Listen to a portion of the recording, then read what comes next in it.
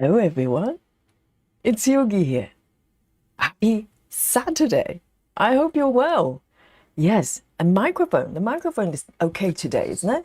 All good, all good. We're professionals here. And I hope you had a great Friday as well. We didn't get to meet on Friday. And yes, we're here for a spot of Amiee Stewart goodness, okay? And the project of choice today is this beautiful piece. It's been a little bit, but the more I look at it, the more I love it, you know. And the last time I stitched this piece was back in 1982. Remember those days? It seems like a century ago. Yes, I was back in 1982. I was stitching with paper charts for 7 days, just how I intended, not 10 days, okay? Stop the rumors. And yes, so I stitched this piece back then, and here we are. And I managed to add up all the stitches I did back in 1982, and I'll share the stitch count with you, okay? And in a little bit. So this piece is Traveling Library. Many of you are very familiar with it by now, and many of you are actually stitching this piece as well. And some, of course, probably all of you are way ahead of me, but it doesn't matter. One stitch at a time, okay? So this piece, you've never seen this piece before. Where have you been? Have a look. Isn't that just absolutely breathtaking? This piece is by Amiee Stewart, and this is one of the three pieces. It's actually a trio, okay?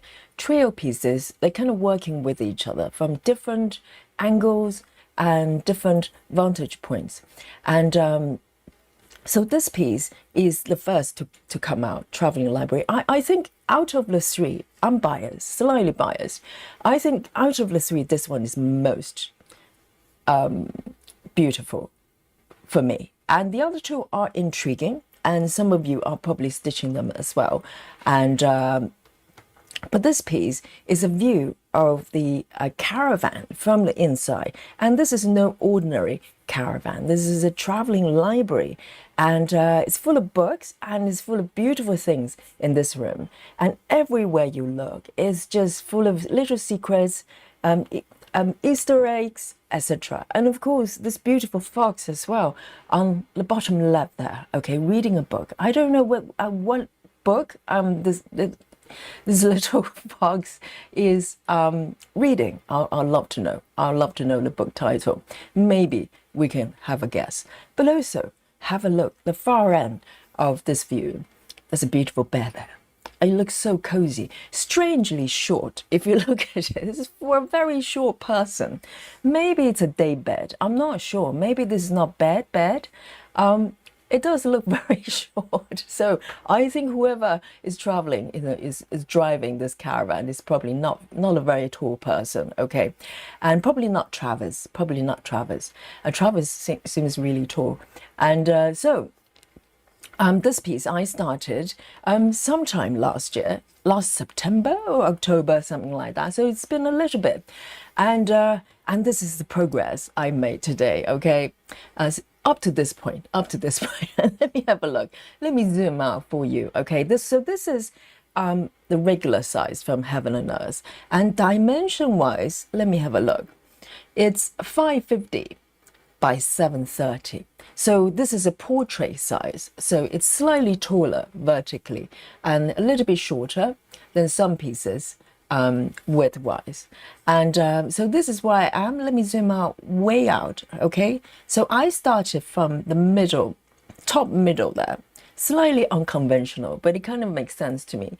And gradually, just picking sort of a direction I wanted to go, and this is where I am today. Okay, maybe it's been over 6 months, maybe, but you know how it goes. I have many projects, okay, and so I am going to show you the specs here. So this is currently 2.5%, not too shabby, not too shabby, and this is max color as well, so 239 colors, one color short of 450, which is the max for Max Colors, and I'm going to start a new sprint. Okay, I'm doing it, chat. I'm doing it, chat. Sometimes I forget, and this is a little counter that is going to capture every stitch I've done today. Okay, so this is what I'm doing today. Let me know what you are doing, all right? And I want to say hello to all of you on this beautiful Saturday, and I hope you're keeping well. The first to report to the chat, our golden girl here, is Ace. Ace Yogi and everyone. Is always nice to sit down and stitch with all of you. I always sit down and stitch to a return of your video in the morning with coffee. It's the best start of the day. Isn't it wonderful? You know, if the first thing you do when you wake up is stitching, you're sorted. I think your life is great. You know, you've got your life sorted, got your priorities correct. And of course, even better, watching yogi at the same time. Oh, Ace. You're doing it totally correctly, okay? Thumbs up for Ace. And we also have Lefty Gemini as well, waving. Yes, thank God. One hand, Lefty Gemini, probably the left hand, right? Lefty Gemini is a lefty. So great to see you. Welcome back. And Clara is here as well. Lovely Clara says hello and all happy. Oh, it's 4th of July today, isn't it? Congratulations, all you guys in America, and happy 4th of July. And I know the movie, which is Tom Cruise, not Tom Hanks. They get mixed up sometimes. But wonderful, wonderful. And congratulations to all of you, and hope you're having a great day. And Miss Mischief as well says, hi everyone. Oh, 4th of July in America as well. And Yogi, I hope you're doing well. I'm doing really well. I had a little visit of Mr. Yogi's parents. We don't get to see each other that frequently, so it was quite nice. We had lovely lunch, very civilized, and it's always nice to catch up. A little bit of a family time, you know. I don't really have a family anymore. You know, both my parents are no longer around, so it's nice to have kind of, you know, parent figure, and they cook for you, so you feel like a little child again. You know, you can kind of be a little bit spoiled. And I helped out, of course, you know, do not worry. I helped out with the cleaning up as well. And Rajal is here as well. Welcome. And great to see you, Rajal. Happy Saturday. And Rajal has been beaten today. Rajal is normally the top 3. And Travis is here as well. Great to see you. And oh no, Travis, you are not. Travis says, guess what, Yogi? I'm stitching seafood for Christmas in July. Outrageous. We are doing Christmas in July, but seafood is Travis' choice, and Travis is doing the Pokemon, of course, and there's a king crab, Pokemon Kingler. Oh well, at least you're not eating it, okay? It's quite okay. I'll try to keep my eyes closed, maybe both of them, okay? And Sola is here as well. Great to see you. And Sana is also waving to the chat, and Crafty Tappy as well. And Nido is also here. And our lovely Susan is joining us. And Suki is here in the chat as well. Great to see you, Suki. And Lizzie is joining us right on time, you know, on time for the class. And Kelly Shaw as well. Hello, great to see you.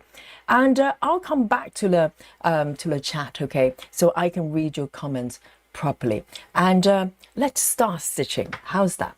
So let me know what you're working on. Today is Amiee Stewart Day, and every Saturday. And let me just bring on my little work view here. Okay, so if you're not stitching Amiee Stewart, I need full report. Okay, by now we're doing this every Saturday, and join us. Okay, we love Amiee Stewart. Just grab one of her charts and start stitching. It's that easy. And so this piece I'm stitching on 28 counts. 28 counts. So slightly smaller stitches, and I love it actually. This fabric is very light, and today the tension is really good, and I have not broken this hoop. That's achievement, isn't it? And so this is 28 counts. I'm stitching with DMC, and 1/1. So the coverage is pretty decent for 28 count, 1/1. If you zoom way in, maybe some colors, darker colors, you can see a little bit of white, but I'm stretching the fabric pretty tight. You know, once the fabric is relaxed, you really cannot see any white bits. Okay, so this piece, I've been quite liberal with it. With 28 counts, I just kind of travel from the top, which is here. Let me show you. This is the middle, right in the middle of the chart from the top.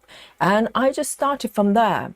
I love this bit, actually. It just looks so nice. And then just travel quite liberally, picking colors and directions and flowing down here. So I've been spending quite a lot of time around here. You probably know, you've been following this piece with me.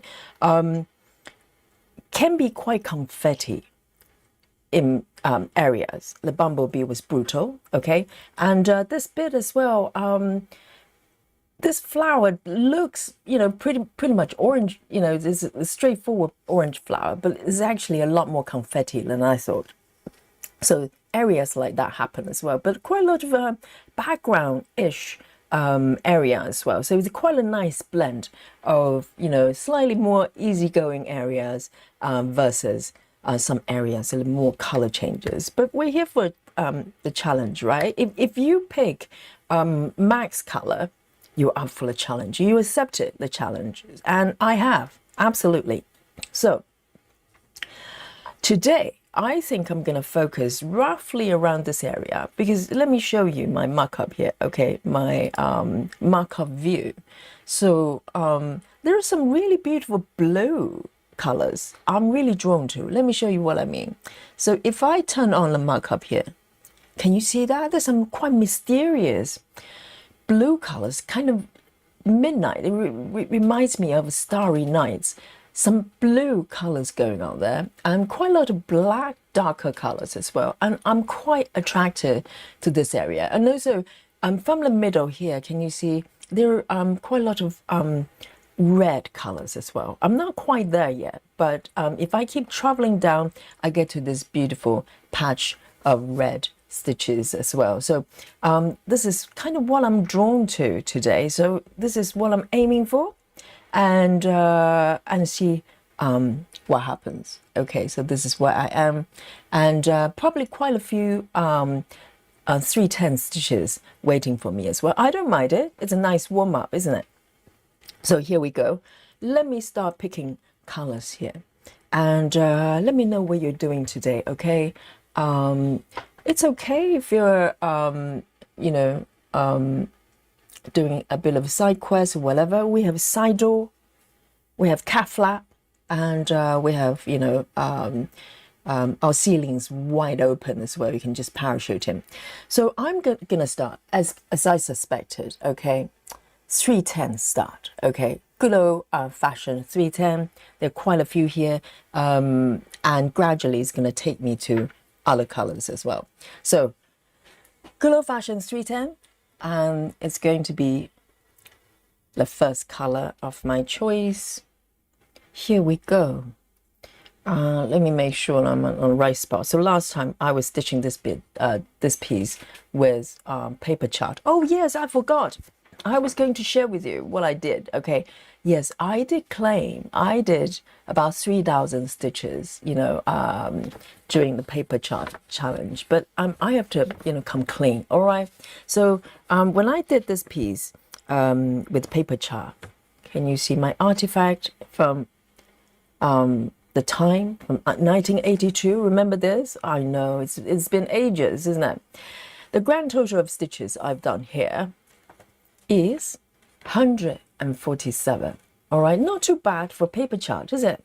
So I did 147. I have added those stitches on my chart. Hopefully it's all up to date. So I'm ready to go. All right, 147 I did. It's transparency. You know, I will not lie to you.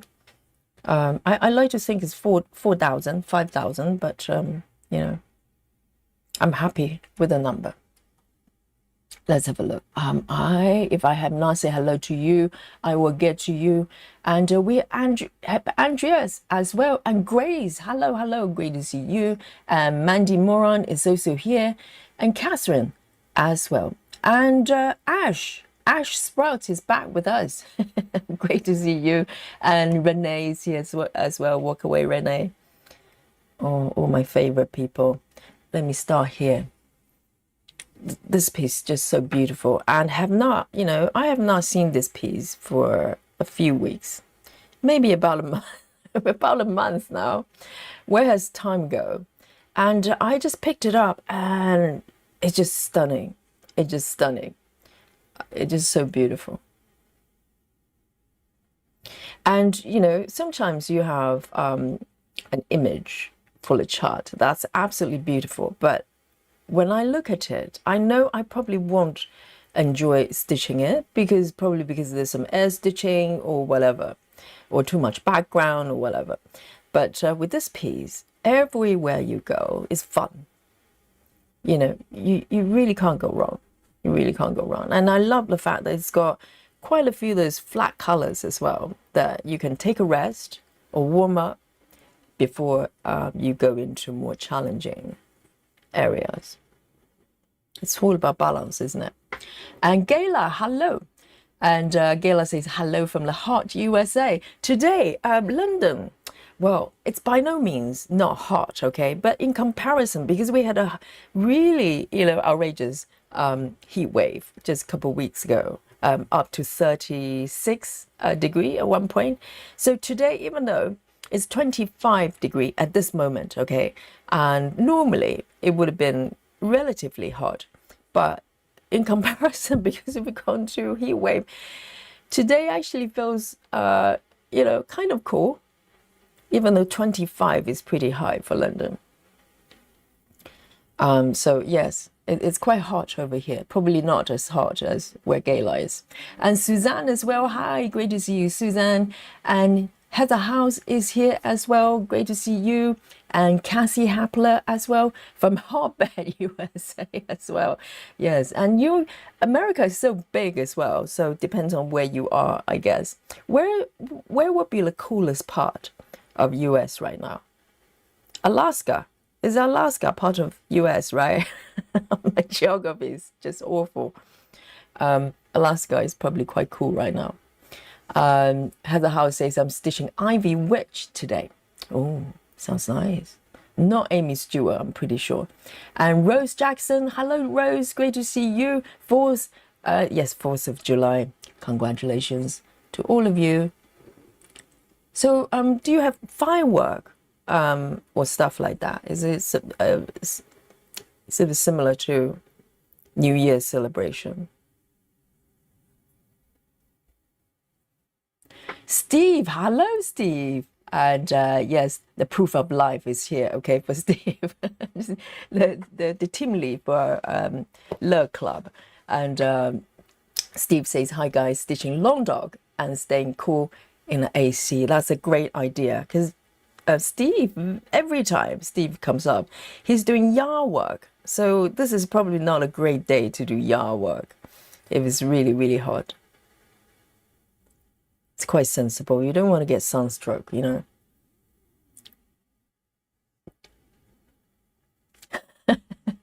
Travis says, I'll probably hit my head if I stood up in here. Yes, I get an impression that Travis is quite tall. So how tall are you, Travis? Are you some sort of giant? Because, it probably just shows how big your, I need to finish my sentence quickly, okay? It probably just shows how big your whip is. family show. And because that piece, even with you, I think you're quite tall, and that goes from top, from the head to the toe. That's how large that piece is. Oh, Susan, Susan, yes, thank you for reminding me. Susan says, I started this piece on the 4th of October, same as me. Yes, we started with a marathon, didn't we? So quite a lot of us probably started on the same day. we had a traveling library marathon. I'm hoping we'll have a not 4th of July, but Christmas in July marathon with my new chart as well. Fingers crossed, fingers crossed. Wu Jai breath. Lynn, hello Lynn. Lynn says Yogi and Stitchy friends and Cynthia. And oh Lynn, did you know Cynthia came on the other day? I was looking around for you. I'm not sure whether you were there, but Cynthia's doing well. She came on the chat the other day. Okay, so all is good. All is good for Cynthia.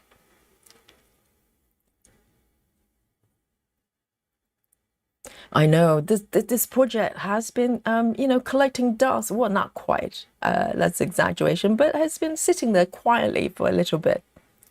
But I picked it up today because I was trying to, you know, figure out what I would like to stitch today. So I had a couple of candidates, okay? But the only way I can choose it properly is if I pick up the fabric and then look at it and I know instantly which one I want to stitch today. So there were 2 candidates. I picked this one. I'm really feeling it. It's so gorgeous. Busy Mom, great to see you. Busy Mom says, hello everyone. Happy 4th of July. Yes, great to see you, Busy Mom. And congratulations to you for 4th of July. I think this is, 4th of July is the birth of the country, isn't it? I'm pretty sure I watched the movie 4th of July, but I do not remember very much. It was a very long ago, very long ago. And Grace says, I'm stitching on Traveling Library today as well. Yes, I love this piece too. The more I look at it, the more I love it. Because sometimes some projects, if you have worked for a long time, you know, I wouldn't say you get bored of it, but there's a level of fatigue. Sometimes when you look at it, you go, well, you know, I would like to work on this, you know, piece, but it just looks a little bit, you know, a little bit tired. But this one, every time I look at it, it takes my breath away. Tracy says, I finally caught you live. Yes, you have. You caught me. Yes, I'm caught. Yes, Tracy, great to see you. Tracy says in the beginning too. I know, well done. And, you know, right on time, full of class. And Tracy says, I usually have to get the streaming after you are done. I know, isn't it wonderful? I think it's a great thing of doing weekends, right? Because people have more free time, and also marathon as well. Doing marathon, we're stitching for 10 hours at a time. So sometimes, you know, it's just great to be able to catch up with some stitchers. They're in the time zone, or maybe they have a timetable that's very difficult to come to us day to day. And so it's great fun. It's great fun. Love Drunk. Hello, Love Drunk. Great to see you.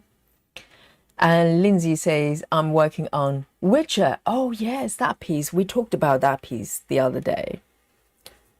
Gera, right? I need to pronounce it properly. And Catherine says, Once Upon a Fairy Tale. Very nice. Very nice. It's a classic Amiee Stewart.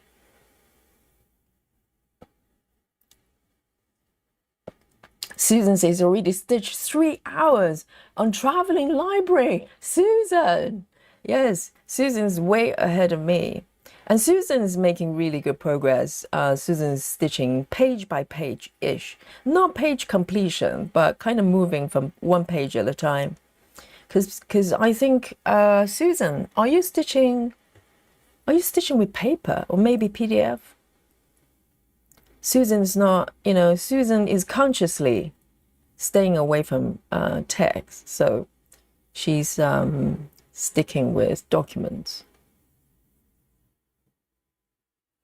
No apps, right? Kelly Short says, I'm working on Animal Kingdom supersize max colors. Oh, that piece. That's great fun as well. Lots of animals.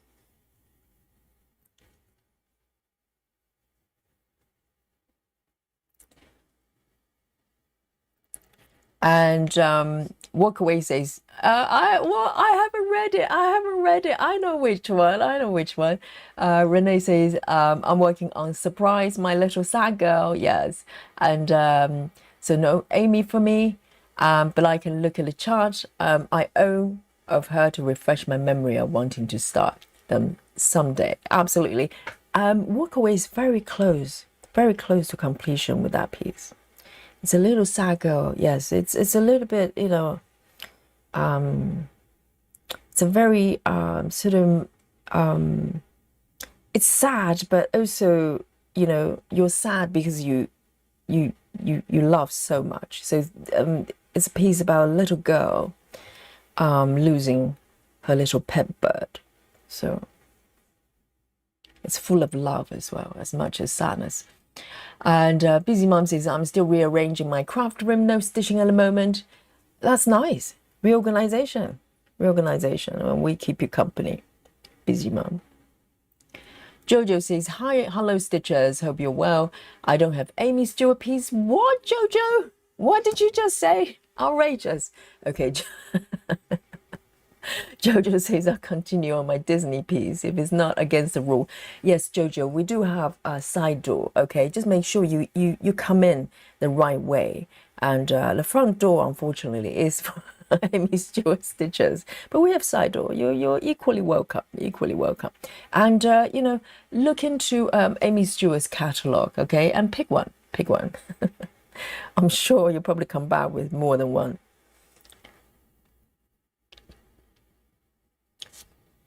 And Travis says there's over 3,000 stitches in the crab claw. Just the claws alone.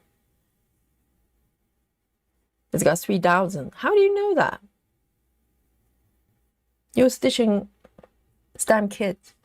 Alison says evening stitch with friends. Only here for an hour. Going to watch the sheep detectives with hobby. What is it? Some sort of farming documentary, sheep detectives. Is it a movie? Sounds intriguing. Let me double check. This is very relaxing with 310 stitching, and there are multiple rows as well. I like to start with a single color with a few stitches. You know, probably multiple stitches. More than just one will make me very happy. Am I in the right spot? I'm just checking. Why does it look different? So this one goes way over. And I love this bumblebee as well. I felt so proud when I finished the bumblebee because it was a confetti heaven or hell, you decide. This head area, it looks like nothing, right? Every single stitch are different colors. Seriously. That's why it looks small, but it took me a little bit. You know, I had to take a deep breath just to finish it. Because this tiny area, the head area, every single stitch are different colors. No kidding. Michelle probably didn't check. You know, some of you who create charts, you check for confetti areas, so it's not going to be too brutal. Michelle definitely doesn't check. She just released the beasts.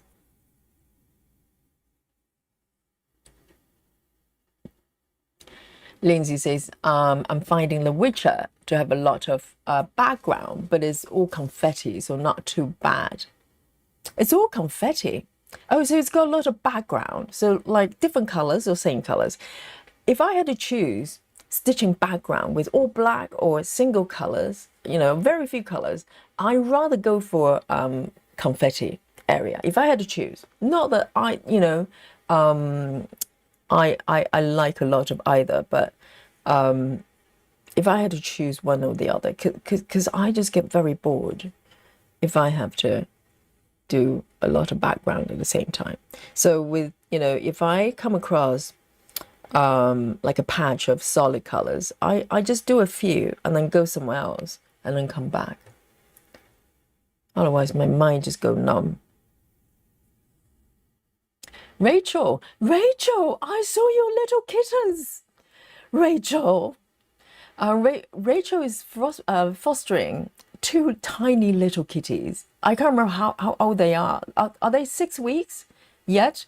I think you have to be, normally, you have to stay with your mum, kitty mum, for at least 3 months, right? But they're really, really young. And Rachel says, I'm here, my stomach is not cooperated today. Oh dear, Rachel. So running on a treadmill, no running on a treadmill for me. Do not run, okay? If you have runny tummies, running on a treadmill is not a good idea. Running of any form is not a good idea. Just lie down and just relax, okay? And eat some nice food if you can. And stitch, maybe it would distract you from the tummy. Rachel says a lot of fireworks today everywhere. Oh, nice. So it's like New Year. Walkaway says it's on the cool side here, where I am in Washington State. Oh, so it's a Canadian border, because Canada, I get the impression is generally quite cool, isn't it? Because it snows a lot in the winter. But I could be wrong. Solar says it's about 40 Celsius in here, and Alaska is not as cool as one would think. It's about 25. What? So Alaska is about as hot as London today, 25 Celsius this time of year. I didn't know that. I thought, you know, well, clearly it's quite cold in the winter, and I thought it would have relatively cool summer as well. Not the case. It's just getting really hot everywhere, isn't it? And Travis says, I'm around 6 feet tall. Yes, a giant. A giant is stitching a giant Pokemon piece. Travis says, Marek's watching the live stream today. He smiles when I ask him if he wanted to watch Yogi. Oh, Marek. I felt like I literally watched Marek growing every day. Because, you know, Marek was born. Well, not during our live stream, but close. Because I remember we were live streaming and Travis is practically in the hospital waiting for Marek to drop. And kind of a day or two later, we heard of great news. So I feel like, you know, I've been watching Marek from day one. Marek, when you grow up, okay, do not forget Yogi.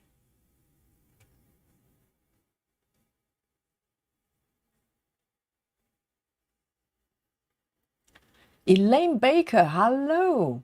Great to see you. Elaine says, hello, everyone. Happy 4th to all my fellow Americans. Ah, happy 4th of July to all of you.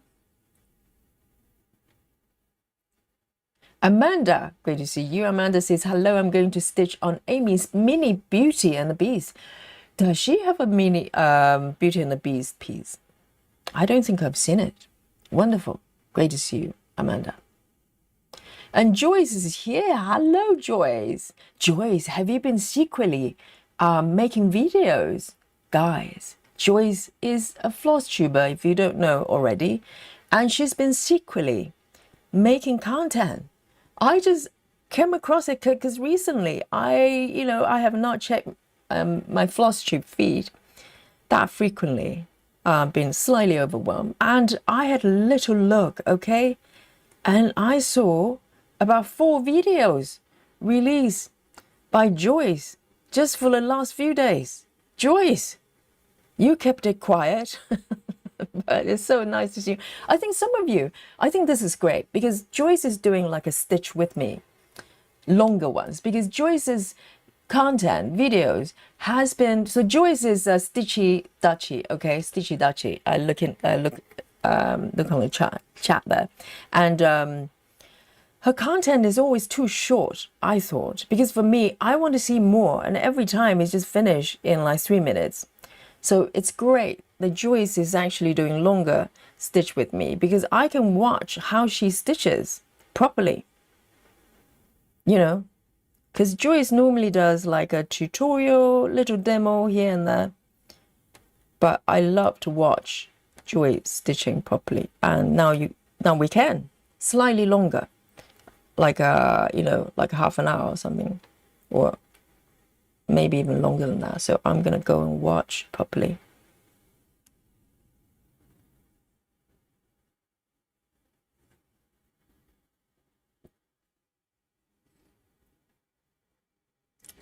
Oh, Lindsay, this is what you say. Lindsay doesn't want to start multiple ones.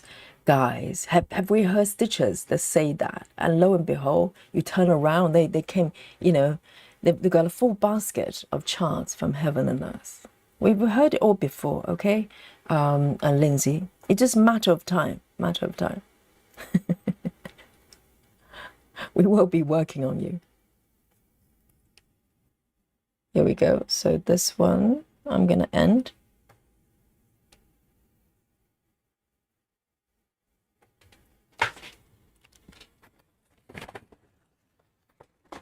I'm looking for my little scissors here.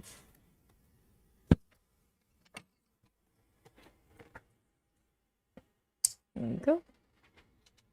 Right, first color done. Quite enjoy that. A little bit of 310 stitching. Very grounding, you know. And let's have a look. So this area has quite a few 310. Let me just use my saga feature here. I just want to flip the colors. Yeah, I'm very drawn to those blue colors. I'm very close. They're literally right here. Here we go. Let me have a look. What this one is kind of quite dark blue. Why not? Let's just pick one color and go. A23. This one's quite dark. A23 is kind of a dark blue. A23.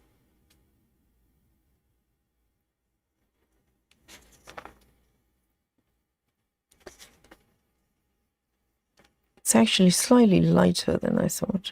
A23. Oh, so Susan is stitching on Kindle.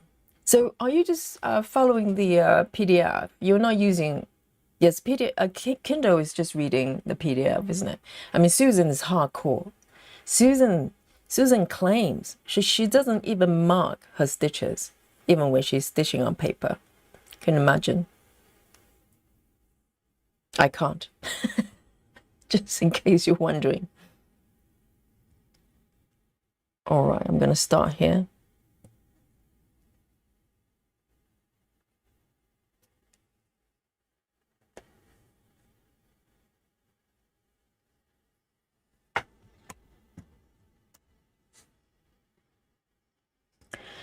Suzanne says, worked on love letters chocolate shop later. I'm just listening right now, a bit tired. Yes, take it easy. Take it easy. And it's a beautiful piece. Love letter chocolate shop. You know, I would love to be able to see the interior of that chocolate shop. Maybe I can have that as a project. Maybe I can create the interior of that shop. How I would love to see it, you know. As long as Amiee Stewart is not going to sue me.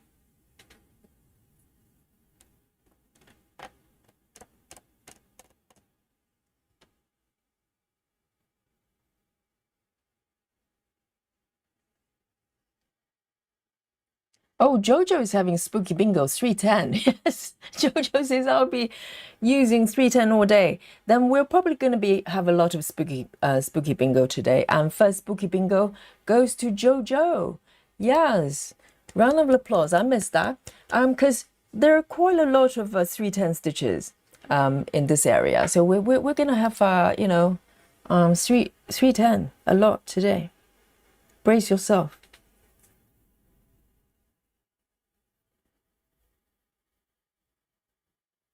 Ah, so Travis, it just counted the blocks. Fair enough.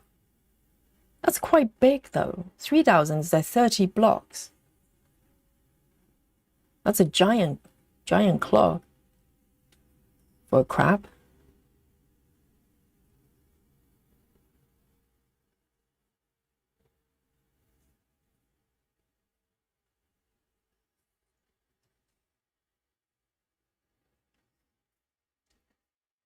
Alison is working on hummingbirds in Paradise by Peggy Collins. Is that hate as well?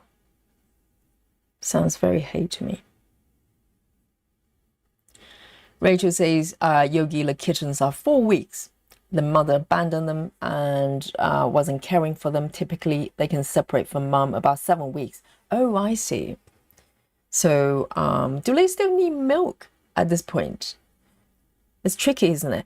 I think, yes, I think a lot of stray cats, not stray cats, the cats maybe got abandoned or for whatever reason parted from moms, their mom, when they're very young, probably younger than, 3 months old.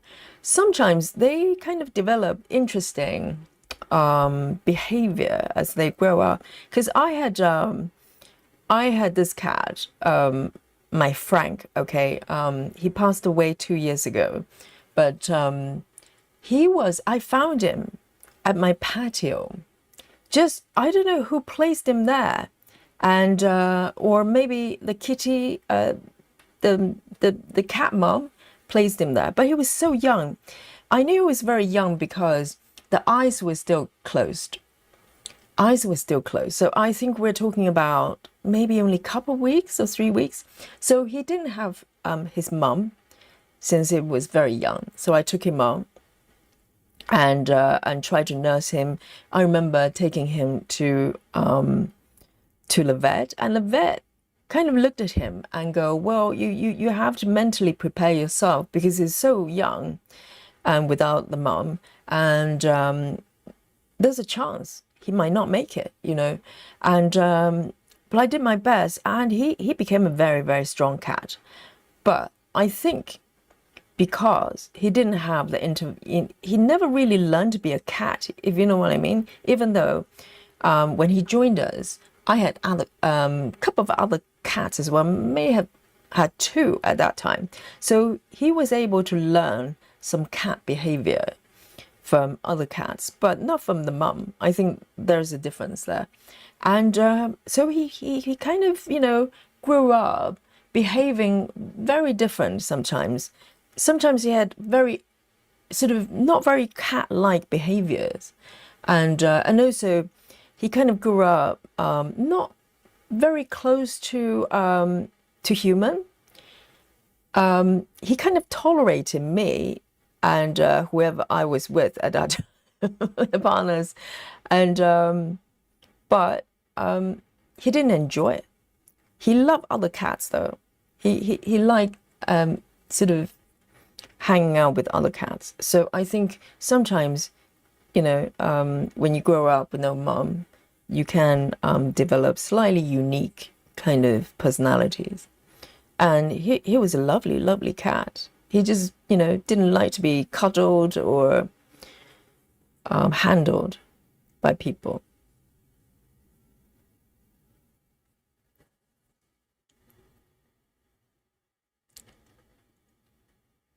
Yes, Rachel posted quite a few videos and pictures in our Facebook group, and I remember maybe yesterday there was one that they were eating, and the noise they were making was so cute.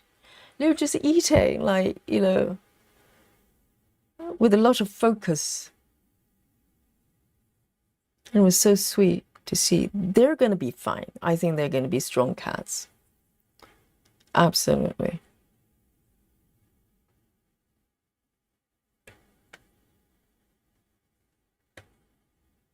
All right, I'm gonna, oh, maybe I can travel over there. There's a little stitch there.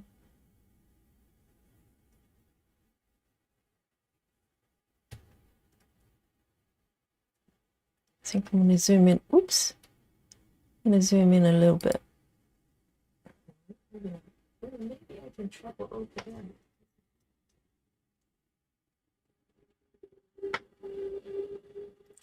Alison says, Sheep Detectives looks like a light-hearted film where Farmer... Oh, Hugh Jackman. So it's not a small film then.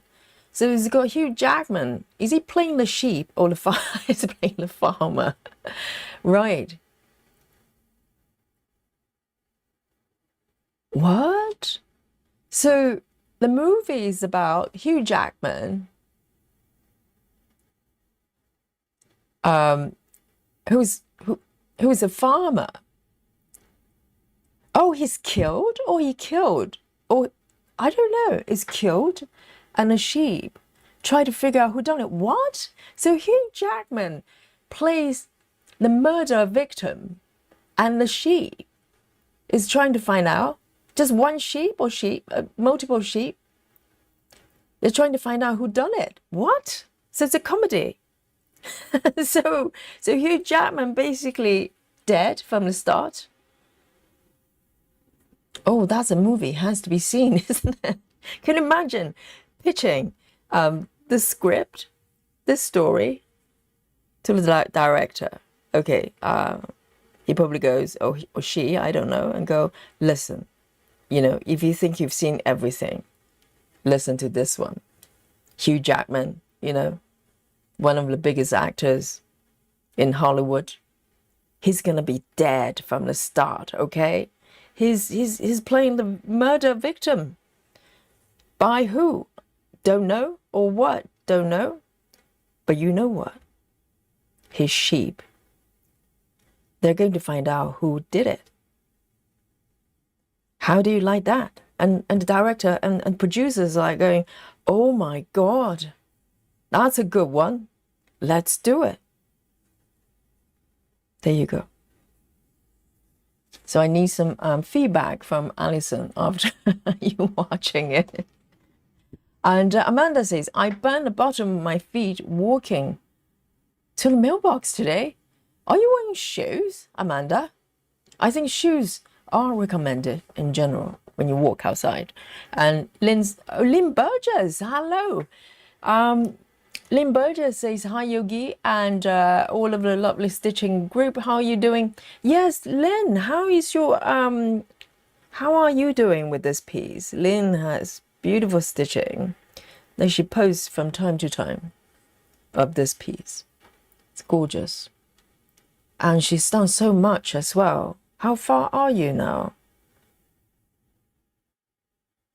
I bet, I'll take a guess, 35%, 40%, 40%, that's my guess.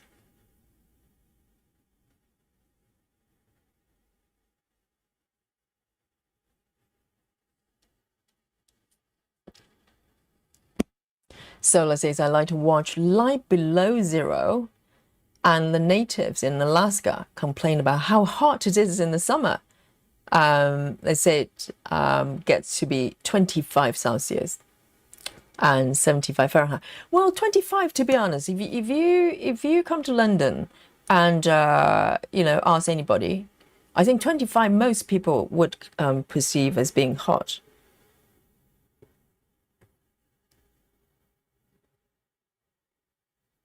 But the thing is, we had 37 degrees just weeks ago. So in comparison, it feels quite mild. Where am I? 1, 2. Have I done that one? I've done that one. And 1, 2, 1, 2, 3.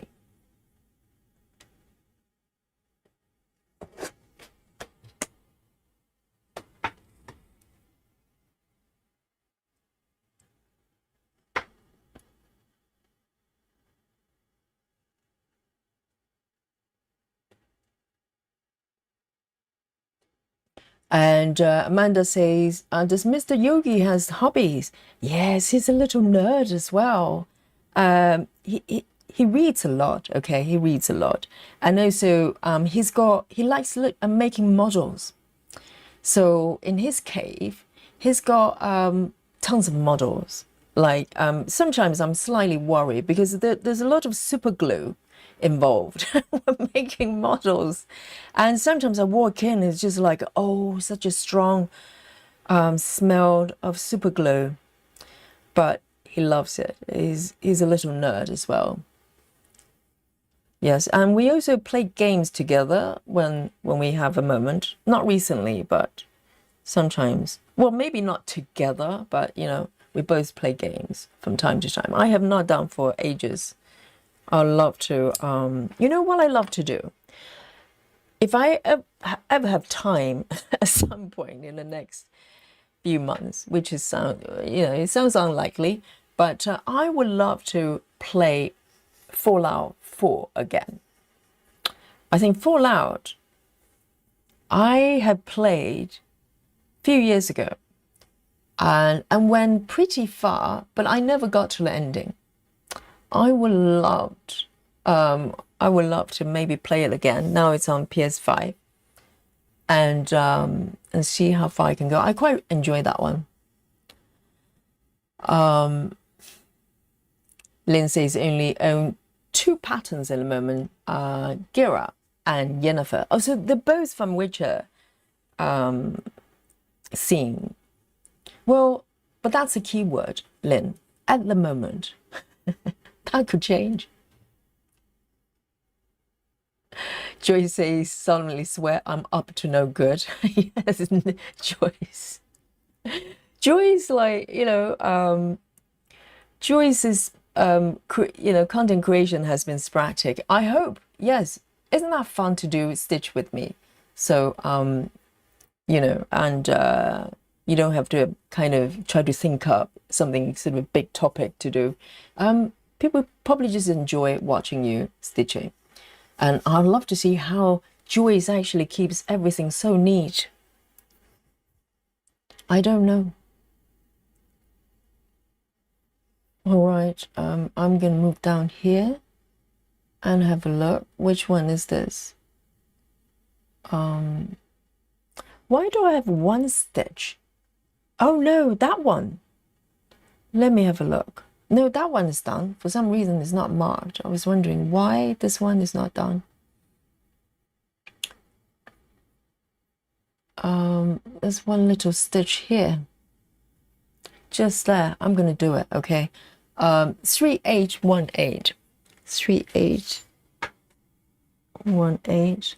Sometimes when you have little ones, like just, loose one just there, sometimes I leave it for ages without doing it. But it feels good to fill it up. 3818.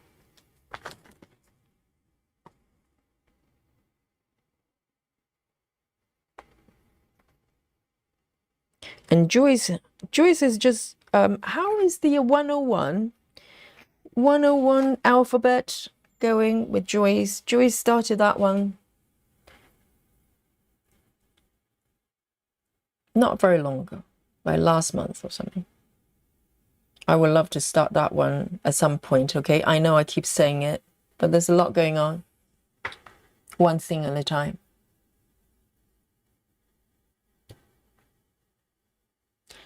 Joyce, Suzanne says, did about 280 stitches during earlier live stream. Oh, so you, Suzanne is live streaming as well. Great to hear that.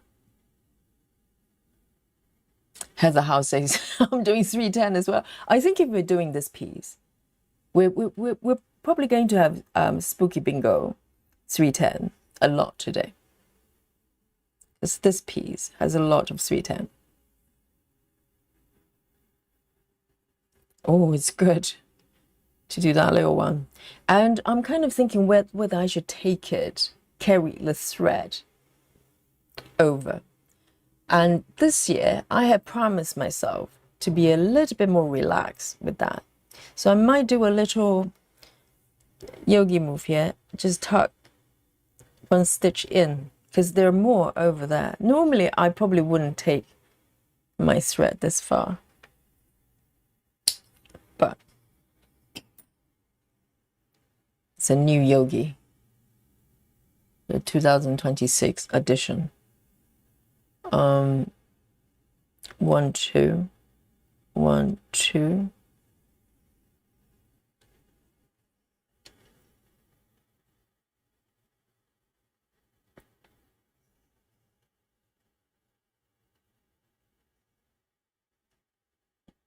Susan says, judging by the color of chocolate shop, there must be a lot of Montezuma Black Forest. Yes, there are a lot of cherry colors and chocolate. You're quite right. You're quite right. It does feel very Black Forest.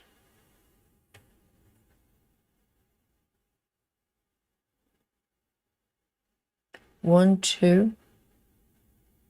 1, 2. I think Montezuma will probably have to, you know, they'll have to pay for the sponsorship if I if I feature Black Forest in the chart, you know.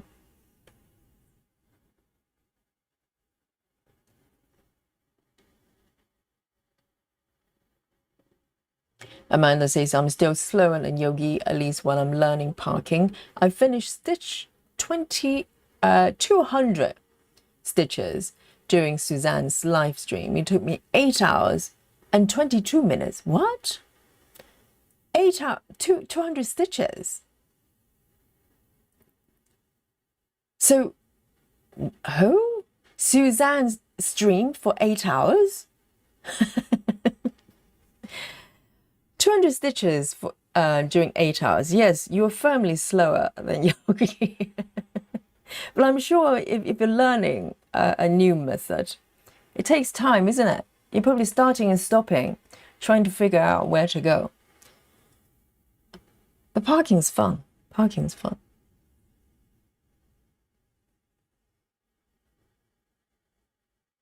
Amanda says, I'm still averaging about 25 stitches an hour. Is that using any method or just parking? Yes. If that's your average, yes, Amanda is firmly the champion of slow stitching at this moment. But Dewey, hello. Amanda says, I'm not wearing shoes. Yes, if you go outdoor, it's recommended that you wear shoes, okay? We don't know what's on the ground there. Who knows?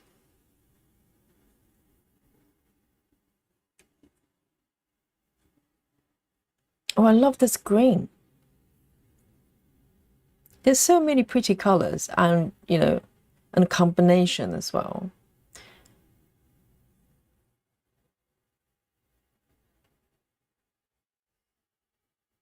Let me see if there are more stitches. I could take it over here. Why not? I'm feeling very adventurous. 1, 2, 3, 4. See how far I've traveled? 1, 2, 3, 4. What? Oh, one more. There are 2 more stitches here.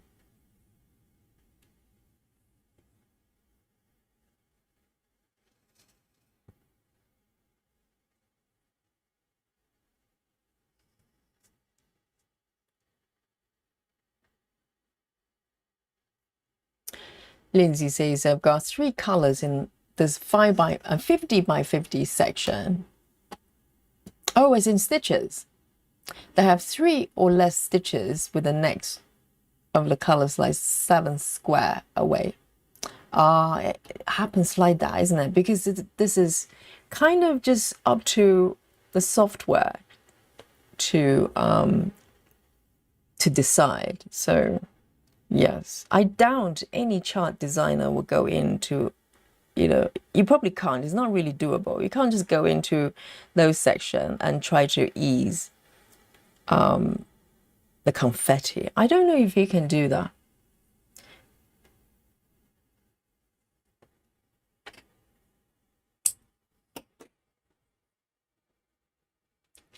Street 818.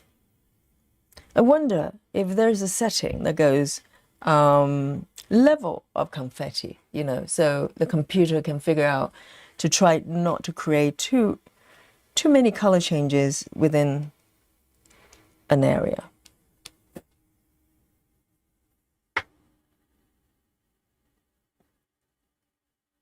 A says, I saw the movie Sheep Detective yesterday. Absolutely recommend it. So it's a comedy, is it, Ace? Because Hugh Jackman is a great actor, isn't it? So, have I done that one? That one I haven't done. Oh dear. 3A1A, just one stitch. I want to finish that one. 3A18. There's a little one here waiting for me. I think that's the one. 1, 2, 2, 1.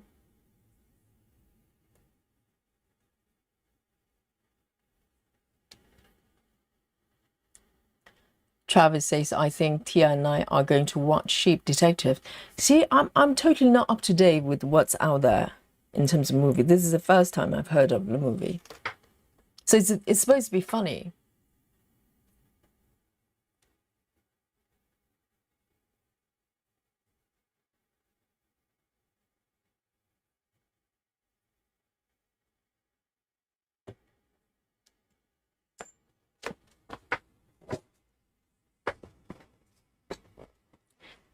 And Heather says on Vancouver Island, it seldom gets above 25 Celsius. It's too hot for, for foggies. 25, I think up to 25 is still quite doable, isn't it? Because beyond that, we're kind of going into, you know, heat wave kind of weather.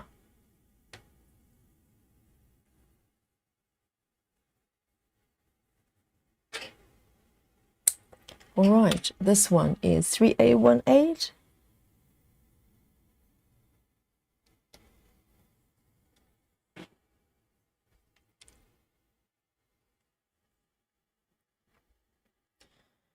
Lynn Burgess says, I'm working on just below where you are on Traveling Library. Almost completed the window now at 45. Okay.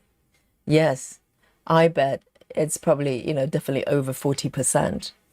Oh dear, it's just below here. Yes, this is where the window, because this is kind of an arch above the window, above the bed as well.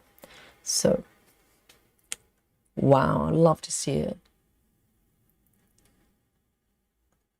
Joy says I'm about halfway done with the page 2 on 101 alphabets. So you're doing one, oh yes, you do have to do one page at a time, isn't it?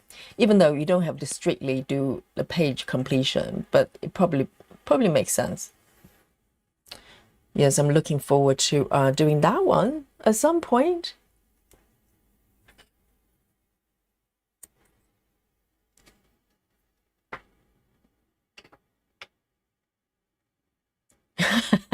No, Amanda. No, the live stream wasn't 8 hours. Ah, I see. Because I don't remember Amanda being such a slow stitcher. So normally it's about 120 an hour, which is probably faster than me because sometimes I stitch for 4 hours. I get around 170 or something, depends on the project. So yes, maybe I win still. But when it comes to parking, you know, I'm a little bit faster than Amanda. So that one I've done.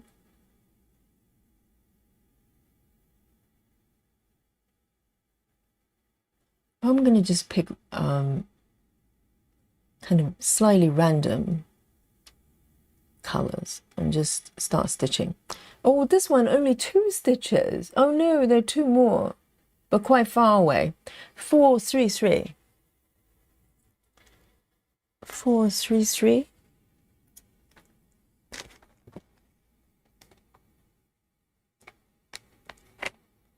I mean, this piece for some reason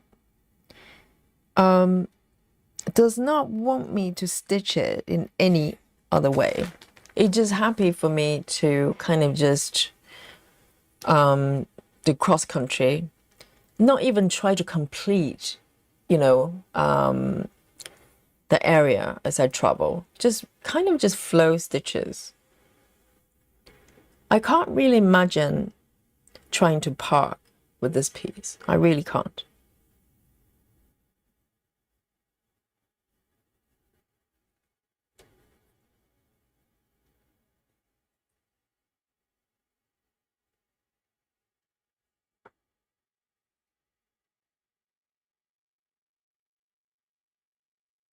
Amanda says the slow part might have more to do with me using a frame. I normally stitch in hand. Oh, that's right. So you're doing parking and using a frame as well. Yes, I think you do need a frame of some sort. You do need to frame your fabric if you want to park. So okay, so it's a setup that you're not familiar with, so maybe it contributes to a slightly slower in speed. And talking about frames, the other day someone mentioned Nudge, Q-snap. Has anybody used the Q-snaps from them? Is it any good? Can you do they hold tension properly? I think, you know, the reason I stopped using my Q-snap is because the fabric just starts to slide around and it's very annoying. I just couldn't get the tension I want. So for those of you who have used Nudge version, is it better? Because I'm trying to figure out whether I should maybe get one to try it.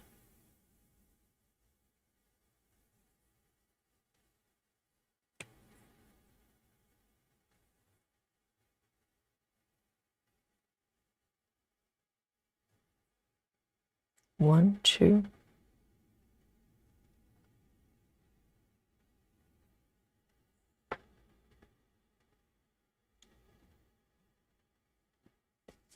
Andrea says, I seems all my whips have heavy confetti, but I like to see max color and scenic landscapes. Exactly. I think, you know, we all know if we choose 90 colors, the regular colors, it would, in theory, a little bit easier to stitch in the sense that, you know, less confetti, but we like the result, don't we?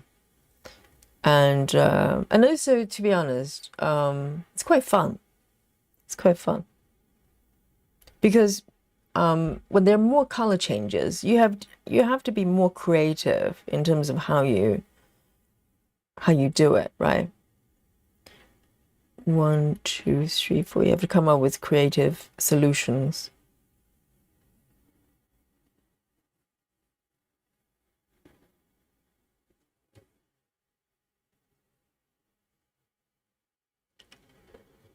I'm just thinking whether I should just keep going. I could, but the risk of miscounting is greater as I travel. 1, 2, 3. It's very tempting because these are just loose stitches, kind of scattered. You know, just basically one stitch at a time everywhere. 1, 2.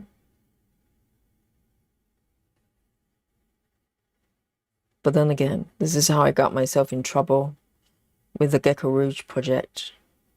I just kept traveling and then miscounted. All right, just one more here. Fingers crossed.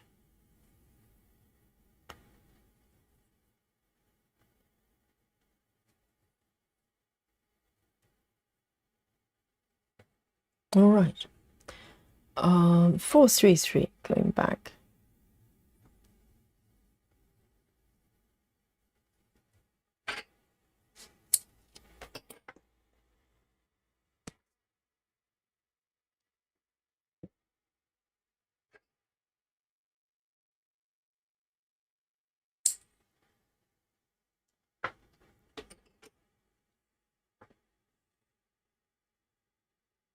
A says, I don't know if I call it comedy. It's funny, but a bit. Sometimes maybe it's sort of black comedy, you know. There's such a genre.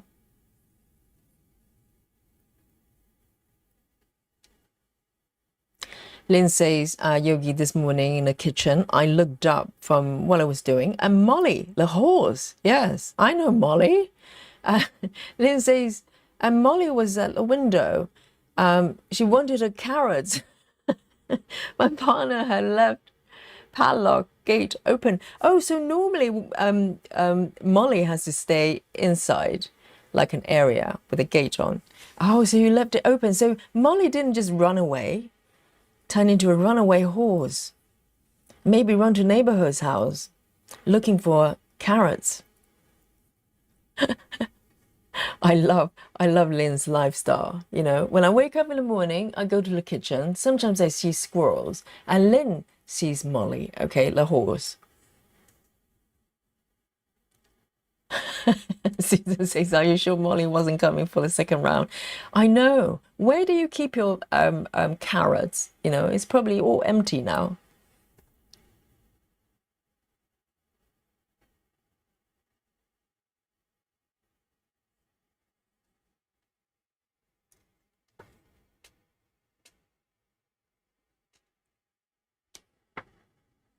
And good job, you know, Lynn is not holding grudges. I mean, Molly injured Lynn the other day.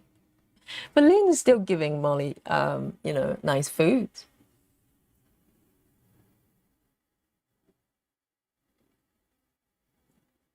If it was me, I'll go, no carrots for you, you know, for a month. Nice 3-4. Nice 3-4. Nice 3-4. That doesn't look right. That's not a right color. Oh, maybe I pick A3-4 instead. Hang on. That's not a right color. A3-4, indeed. I pick A3-4. I want nice 3-4.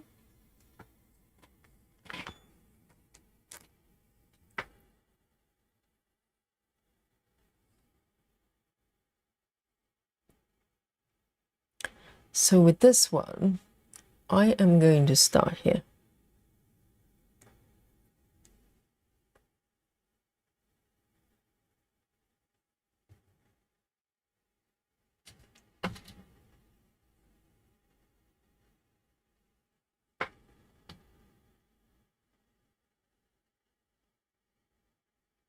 Janine, hello. Janine says, hello again. Is that sheep movie a cartoon? I don't know. I don't think it's a cartoon. It's got Hugh Jackman in there. It sounds like a black comedy or something. And that's an easy paycheck, isn't it? Hugh Jackman just lie there being murdered. And £2 million, or maybe more. I bet he probably gets about 10 million a movie. Not bad for a day's work.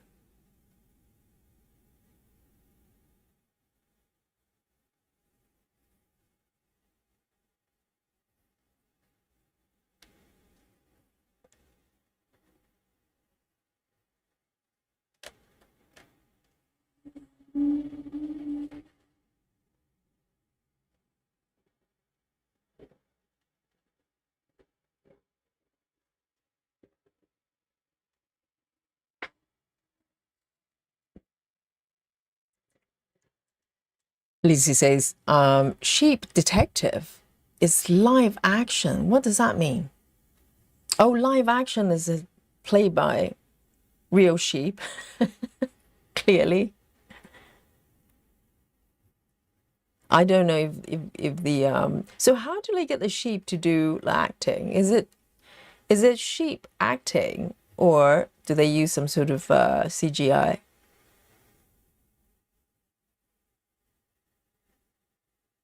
Because CGI can be so real, you probably can't tell the difference a lot of times.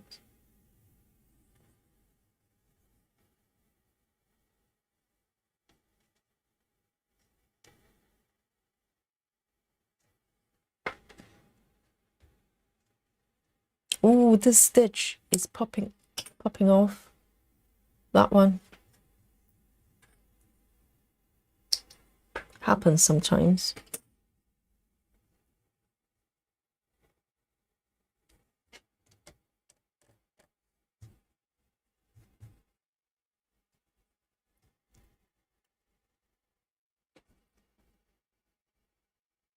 All right, those two are done.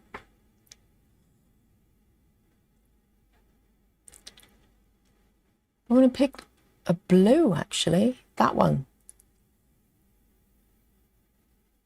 I'm just very drawn to blue today. That one.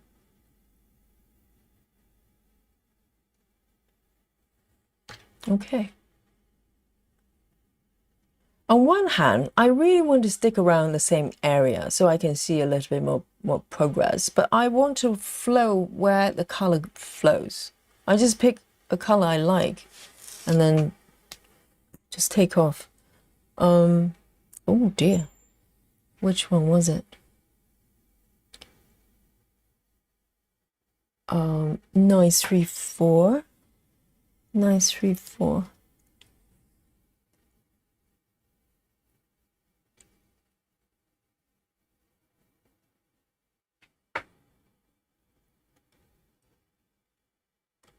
And can't remember which one I picked.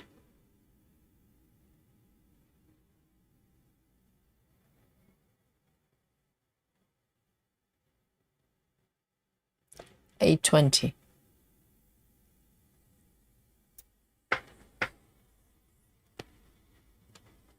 $8.20.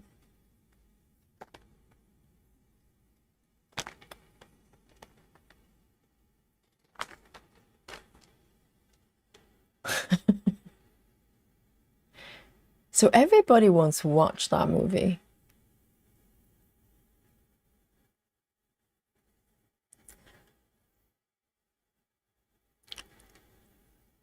Grace says, who is the actor who plays the sheep?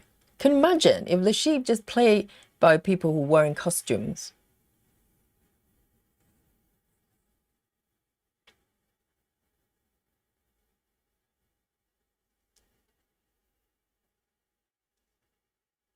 You know, forget about CGI. Good old-fashioned way.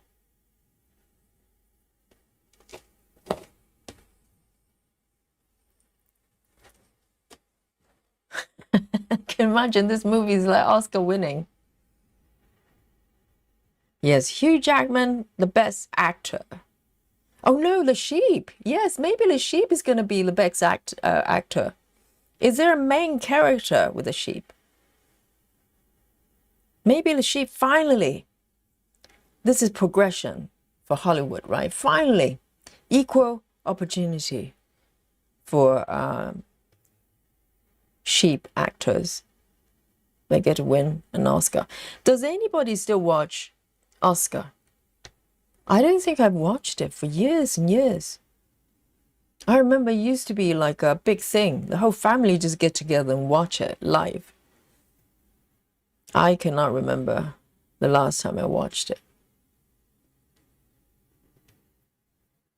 Does anybody care?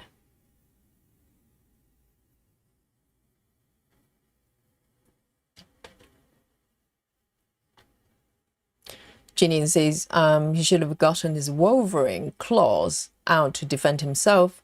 It would have helped his sharing the sheep. I know, he forgot about his claws.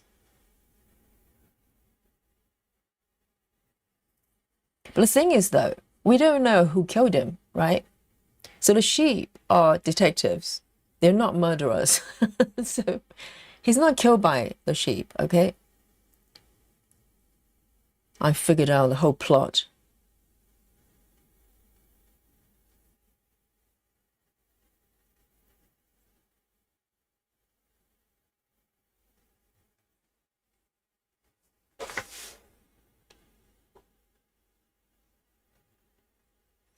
And that reminds me of another movie. You know, the guy, is he the one that, not Daniel Radcliffe. There's another guy very similar to him. Is he the guy who played, you know, the guy in Lord of the Rings? I always get those two actors mixed up. They're very similar. But I remember, I think it's a Lord of the Ring guy. Is it Lord of the Ring guy? Maybe you can tell me. He played, he was in the movie. He didn't play the dead guy, but he played somebody who had to move someone who died on a beach or something. I can't remember. I didn't watch the movie, okay, but I vividly remember it was one of those black comedies as well.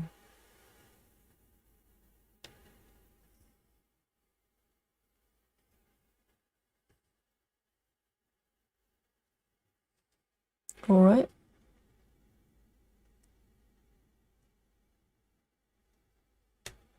$8.20. I love this blue. Gorgeous.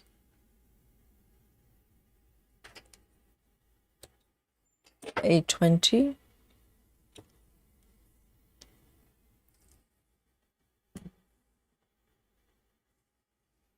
Oh, Gray says maybe the sheep did it because the least likely suspects are normally the ones that actually did it, you know, hiding in plain sight. So you might look at the sheep and go, well, that's too obvious. But maybe the sheep did it. Oh, Elijah Wood. I think maybe it was Elijah Wood, Lord of the Ring guy. Do they not look similar? You know, Daniel Radcliffe, Elijah Wood, similar build, and they kind of both got famous around the same time. I remember because it was all about Harry Potter and also Lord of the Rings. Let me take a sip of my coffee.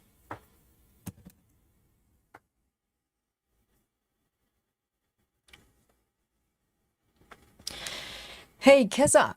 Keza says, I love this piece. Hope everyone is well. Yes, I love this piece too. Beautiful. It's a tapestry.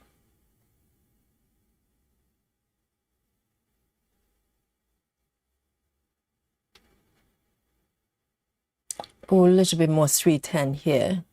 Let me see. I think so. A little bit more 310 going on there. Maybe I can move over here. Hang on.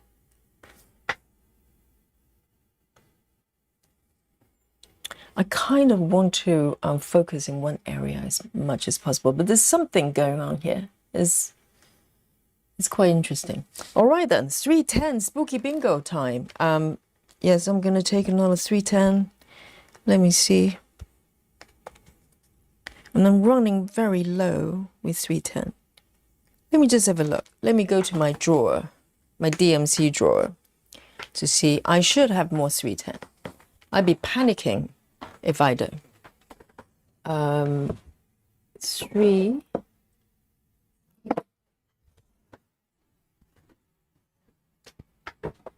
Oh yes, I do. I was just looking at my drawer here. Hang on.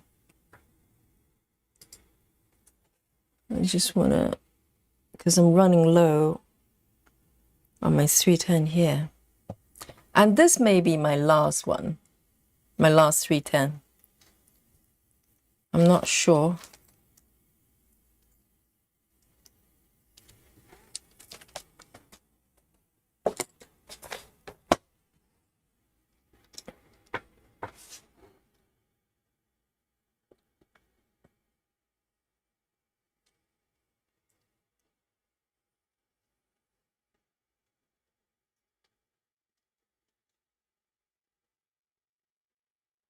Jillian says, a guy from my town recently won a Tony Award, which is pretty good. Haven't watched those forever.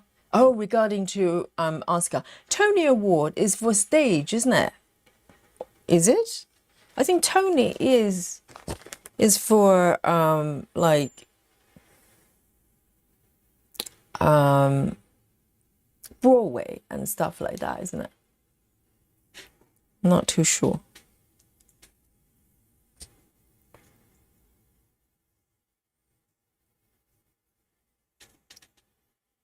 I'll probably do a whole lot.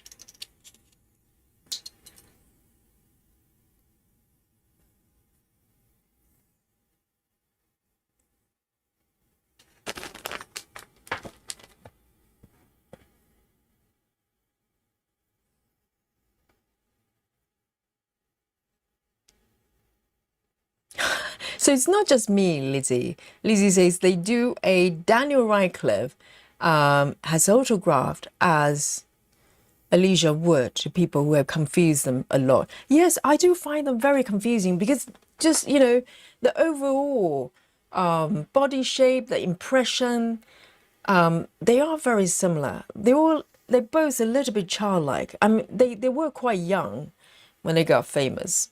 So I'm glad it's not just me because I just get them confused a lot. Particularly even when they grow up, Elijah Wood, not Elijah Wood, Daniel Radcliffe. I think they're probably looking more and more similar as they grow older. It's quite bizarre. And I can't remember which one was the one that did that movie. And it's quite tricky for them because they kind of peaked when they were so young. All the Harry Potter actors and also Lord of the Rings as well, quite a lot of them were very young. When they have basically one of the biggest movies in the world, literally from not very famous, because before that, I had no idea who Daniel Radcliffe was with Harry Potter. And also, I didn't know who Elijah Wood was. Maybe they did movies before, but I didn't know them. And they both got famous, and quite a lot of them, in those two films. They're so young, and they already hit the jackpot. So the question is, what do they do from then on? It's like if you have like a one-hit wonder as a musician, you don't know what to do next. You really don't. It's a terrible, terrible problem.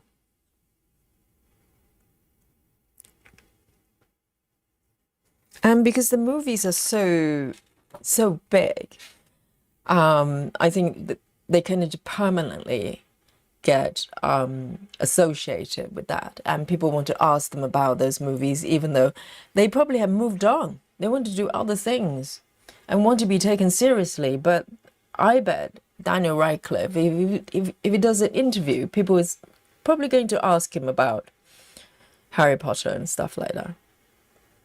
I bet they're probably just so bored to bits. This one I think is 26.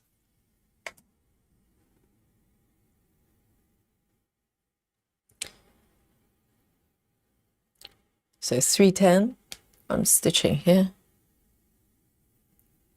I kind of want to find out what's going on here because this shape is quite interesting. So I'll probably focus there a little bit more.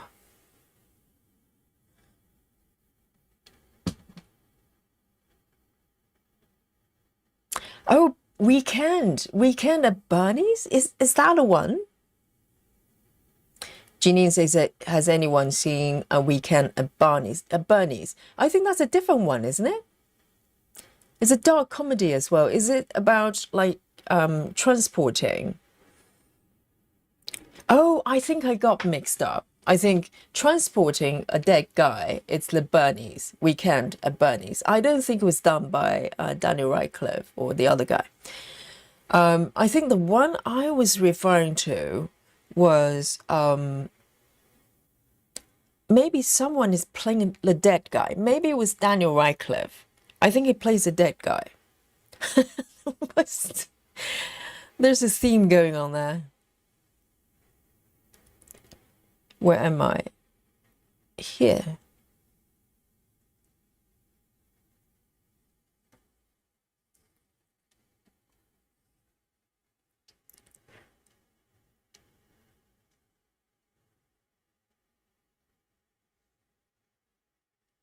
I think that's it.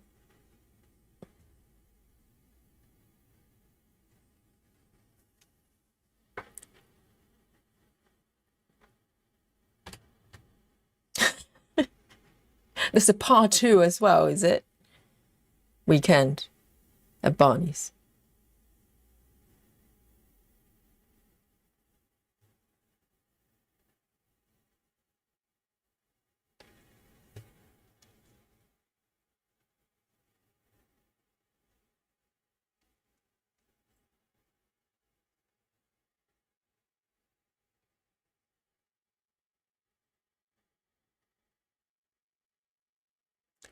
Renee says, I named my dog Samwise. from Lord of the Rings. He has curly hair like Hobbit, like a Hobbit. It's a faithful, loyal friend, like his namesake. Yes, that's very sweet. I can't remember those characters' names, I have to say. I'm terrible with names anyway. But one, two. I know, so it's such a long time ago. I can't even remember the name of the main character. I'll probably know if I hear it, but I just cannot remember these things.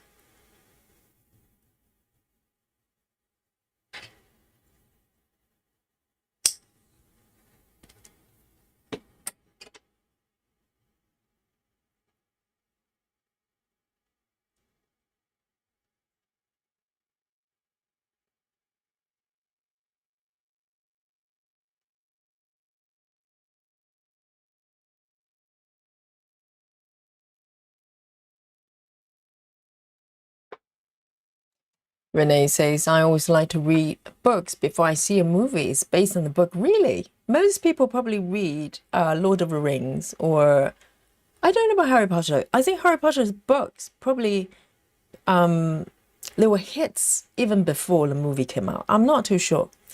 But I think a lot of people probably take interest in the books if it's based on the books because of the movies.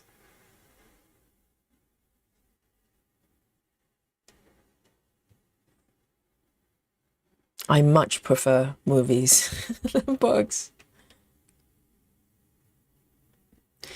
But the problem is, a lot of times, if you read a book, you love it, and you watch the movie and just think it's total rubbish and a disappointment as well.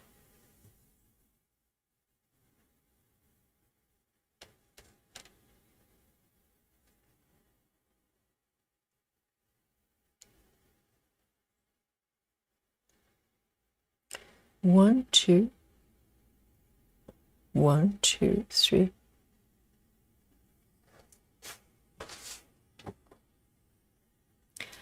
Lizzie says Daniel Radcliffe famously wore the same outfit for 6 months, so the paparazzi would get bored with snapping him, and there was nothing they could write about him. Right, I bet that's annoying, isn't it? 6 months. So he was like a Batman. He just got the entire wardrobe of the same outfit.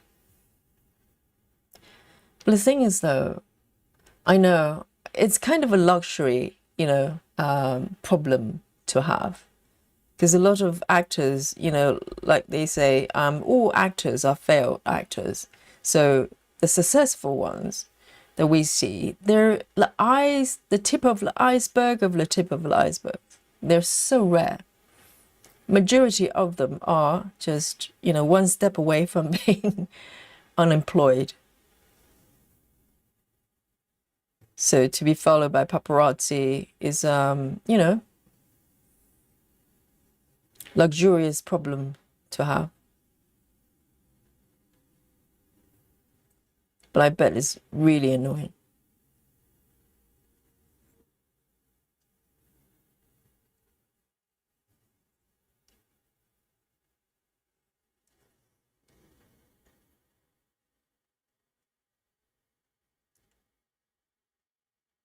Oh, Steve says, was it Swiss Army Man? I think that might be the title.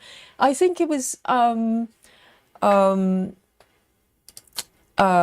Daniel Radcliffe, I think. He was the one playing a dead guy.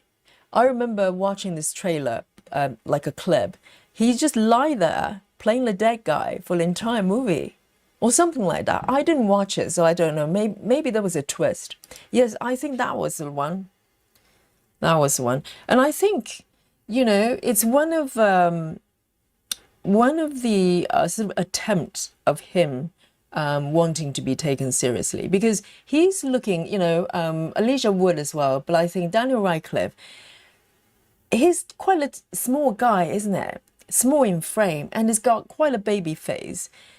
I think he's kind of being perceived forever as a child, really. And that's terrible when it comes to acting, because who do you play? If you can only play like really childlike kind of people. And I think he was just trying to be diverse and be a bit different. And I don't know how well that movie did. It was kind of an art house type of movie. Sometimes, you know, it can be critically acclaimed, but not doing very well, you know, ticket-wise.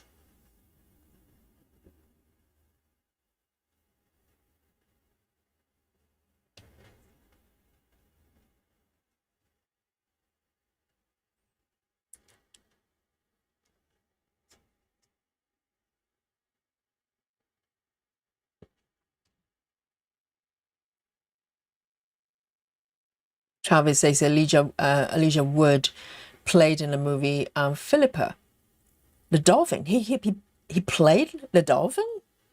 He played a fish before Lord of the Rings came out. So he was probably really, really young, because he was quite young, I presume. Definitely early 20s, if not younger, when he was doing Lord of the Rings. They definitely look like kids, for sure.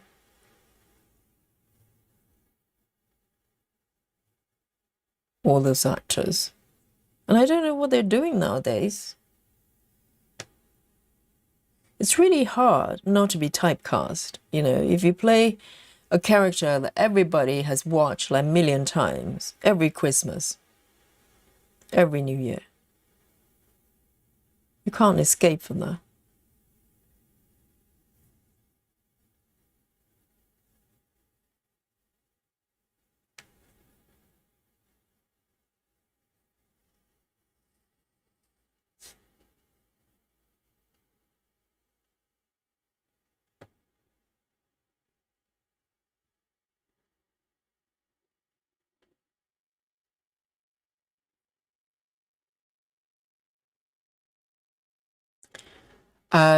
Lizzie says Elijah Wood was also a little kid in Back to the Future. Really? Elijah Wood was in Back to the Future. That's ages ago.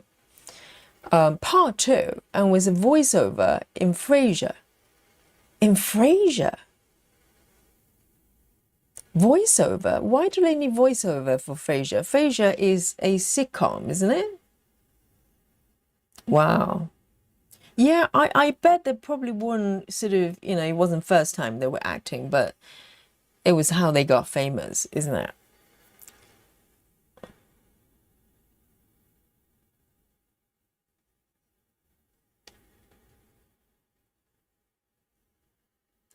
Frodo, yes, that's the main character.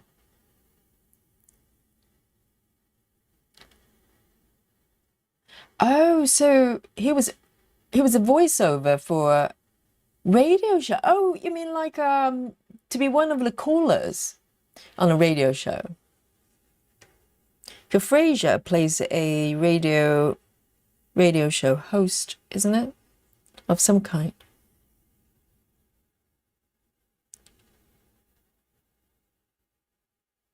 I actually like Frasier's brother. I think, you know, the blonde guy, I can't remember his name. I found him really funny.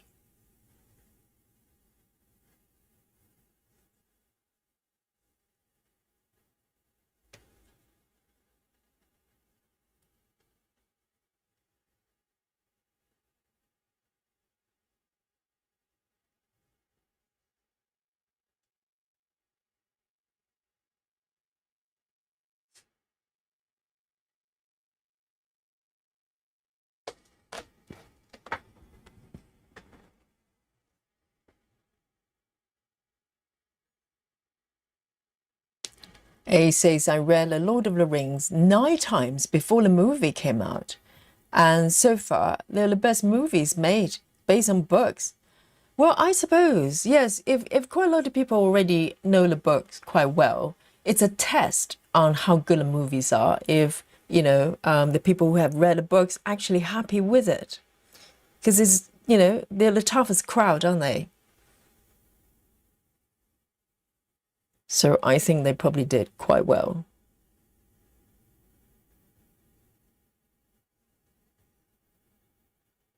9 times, Ace.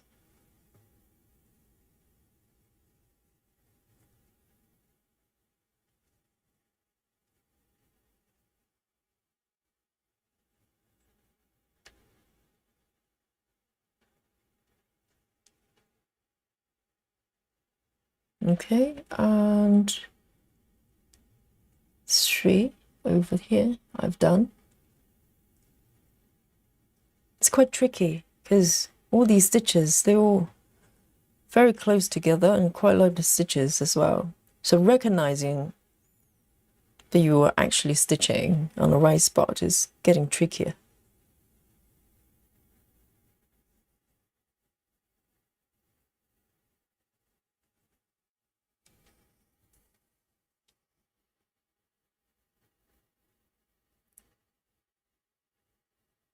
Renee says, I read The Hobbit and The Lord of the Rings. So there are two different books, aren't they? The Hobbit is a different one, but the movie is based on The Lord of the Rings, the trilogy. And Walkaway says, The Lord of the Rings. Oh, I read Hobbit and The Lord of the Rings to my children out loud as they were growing up, and they want me to record audio for them, and they're in their 30s. How nice! It's I think even in their 30s, they probably want them, the mom to read them bedtime stories. That is so sweet. I think you should record it.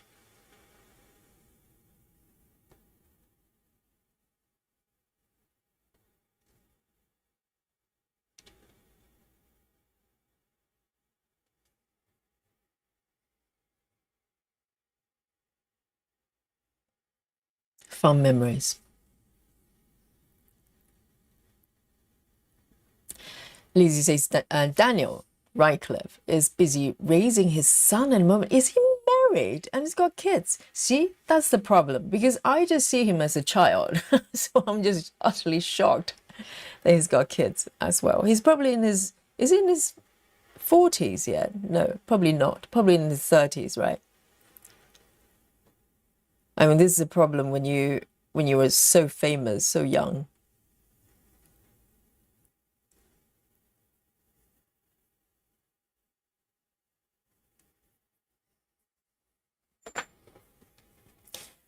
Renee says the kid who played a Charlie in Willy Wonka became a dentist in real life. Which one? I've only seen the one with the guy, the pirate. I can't remember the name, Johnny Depp's. Yes, I have not seen. I'm sure they're different versions. So he's a dentist now. Oh, the Willy Wonka from like the 70s. Right, that's nice. So he managed to go to medical school and everything.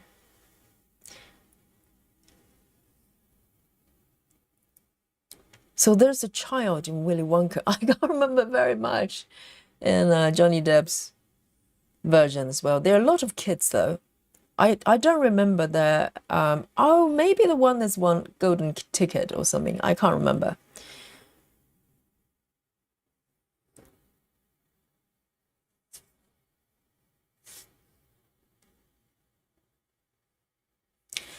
Kazaa says, I always find it amazing the variety of topics we get into these streams. I know, it just goes wherever. I have no idea. Sometimes it feels like a runaway train, as long as it's not a train crash. I think every single time is just so fascinating, because all it takes is someone mentioning like a word, like a keyword or a topic in the chat, and it can just take off.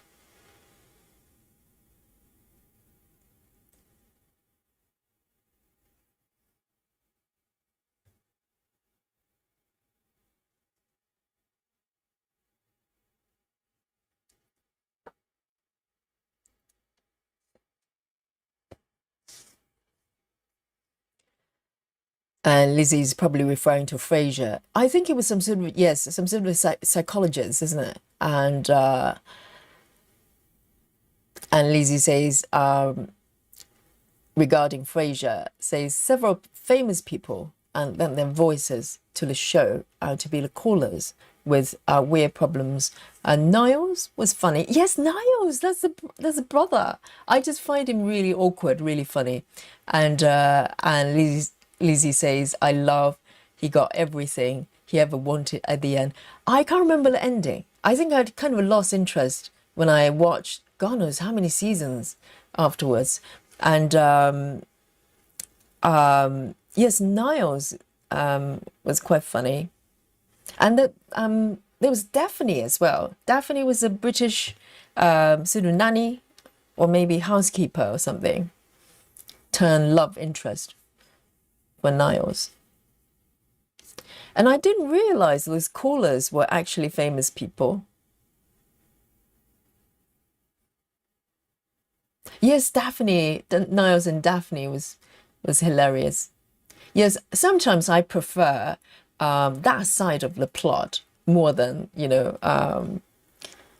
Frasier itself.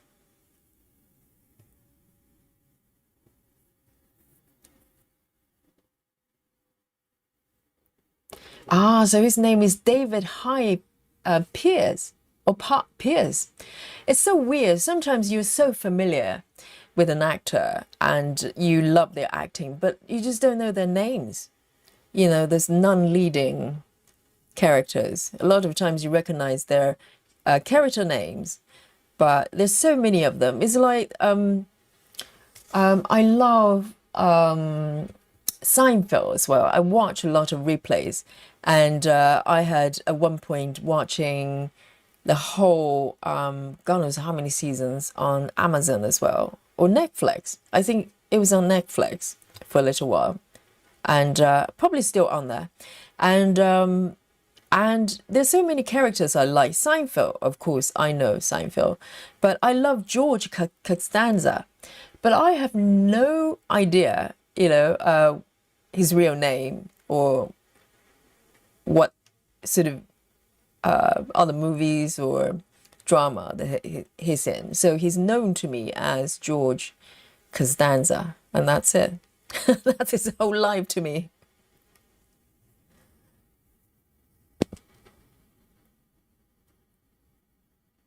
Steve says the whole Niles and Daphne love dance was the best part of the Fraser. Yes, I know, because Niles is so awkward. And yes, I know. I love that character.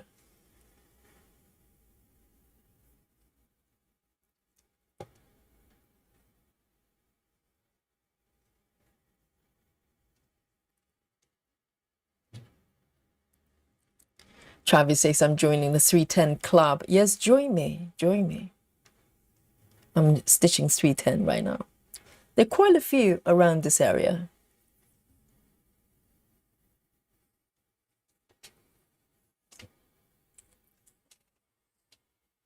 And Tracy says, in Frasier, the voiceover will call us to his radio show, and they wouldn't reveal it until the end. The end of what? The end of the whole sitcom? Or because I didn't know they were actually played by famous people.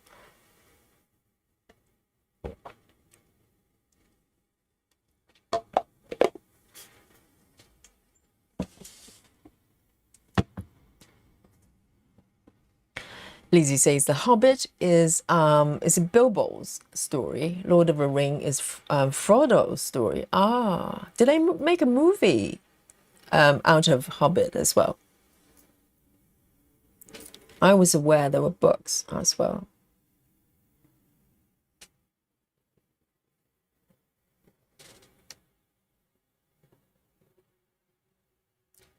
One, two, 1, 2.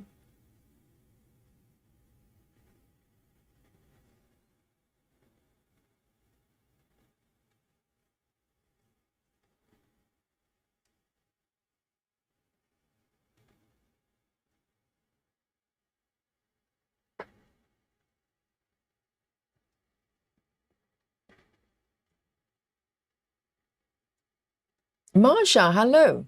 Marsha says, hi all.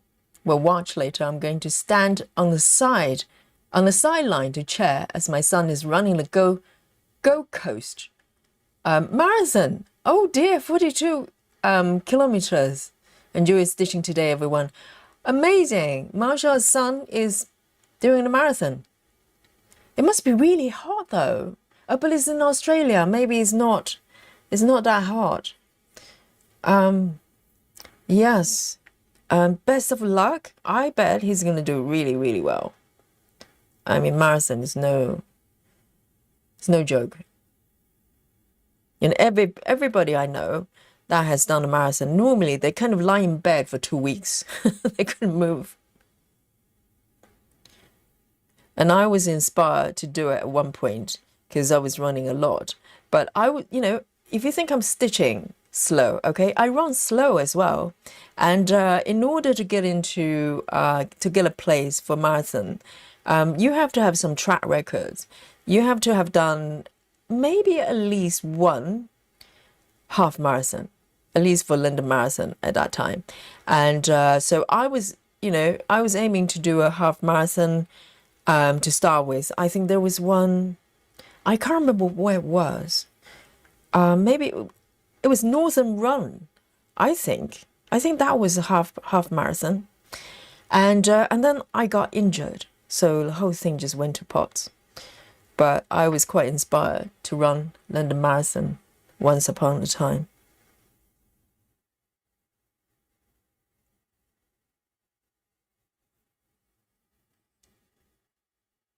Travis says The Hobbit is a prequel to Lord of the Rings. So Tolkien wrote it as a story for his son. So he wrote those first and then evolved into Lord of the Rings. Is that the case?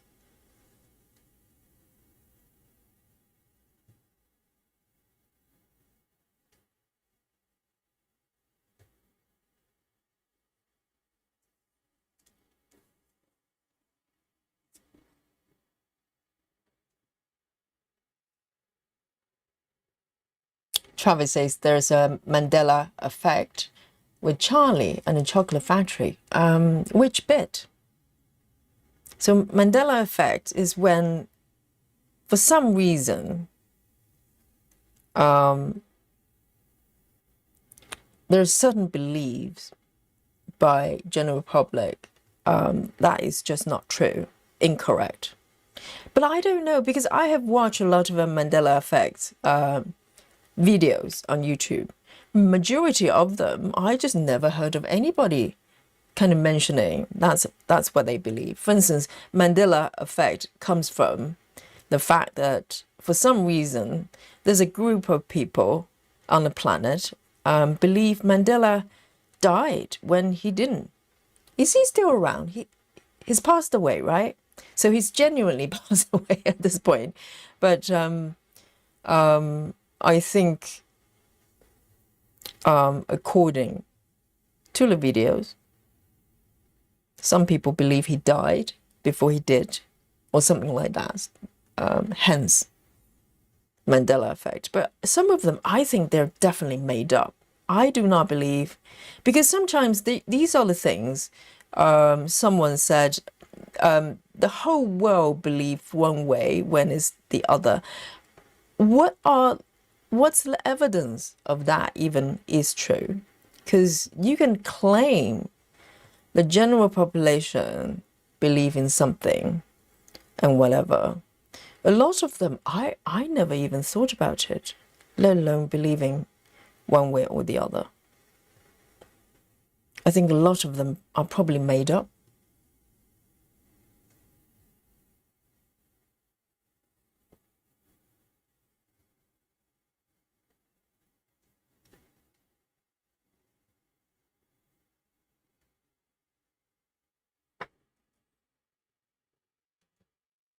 Lizzie says Niles and Daphne was happily married with a child at the end. Really? That's really boring. I was hoping some sort of twist. Oh, right, happy ending. And I can't, well, I don't think I watched the final, maybe one or two seasons, because I don't remember any ending to it. And what happened to Frasier then? Did he find a wife and get married and have kids as well?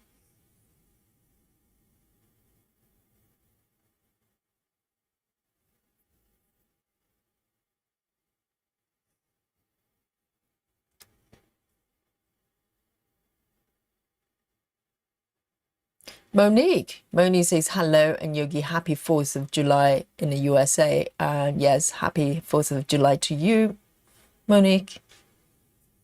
I'm happy every day, so 4th of July, 5th of July, I'm happy.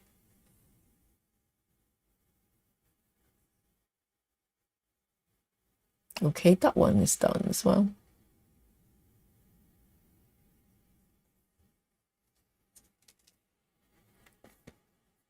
Kazat says, I have a lot of respect for people who have the dedication to run a marathon. I can barely run down a road. Yes, and run for the bus. I think at the height of my running career, if I could call it, I had a timetable, literally. I have the timetable for the miles or the kilometers, the distance I want to run every day. And I'll plan it out. I'm normally not a planning person, okay? I had a whole plan for the entire month at a time.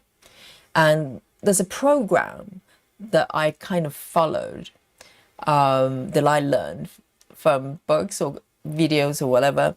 And I follow the program because you have to build up your mileage every day. You can't just start try to run a marathon. So, and also there are running techniques as well. They're different school of thinking.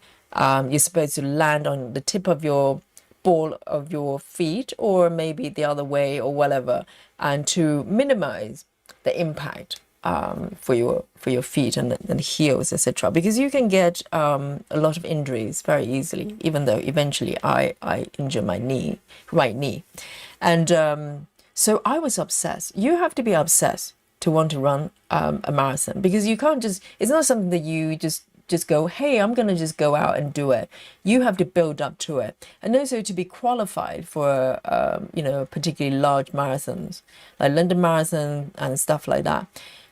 You can't kid around.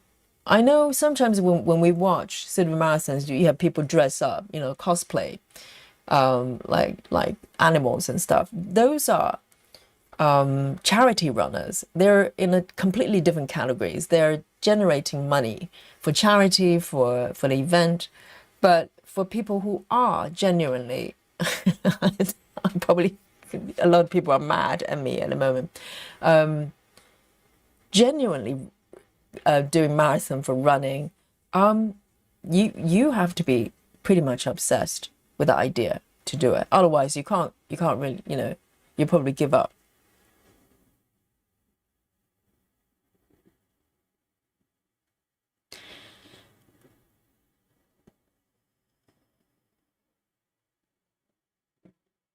Travis says they're now saying Grandpa Joe gave Charlie a moon pie for his birthday, where a lot of people remember him getting chocolate bar.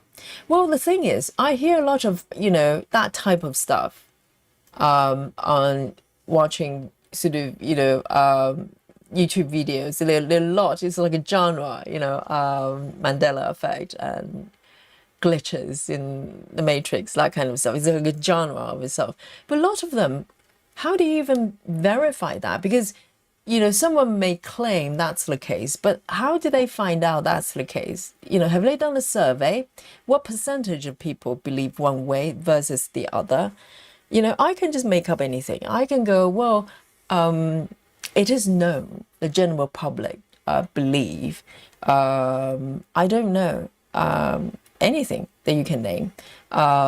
Granny Smith's apple is actually called Auntie's apple. Something like that. I can make up something like that.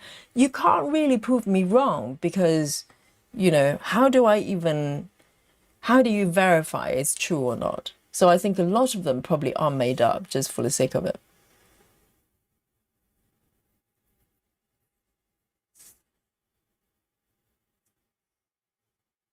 Oh, Lizzie says Fraser never remarried. Oh, was he married? Yes, a lot of the stories about like ex-wife, isn't it? Now it's all coming back. Yes, so he's never married. Well, never remarried. But in real life, he was in a lot of trouble when he was filming a comedy. He was deeply in his addiction, isn't it? I can't remember what he was addicted to, some sort of drug, and he was drunk as well. I think he was addicted to alcohol as well. You couldn't tell just by watching it.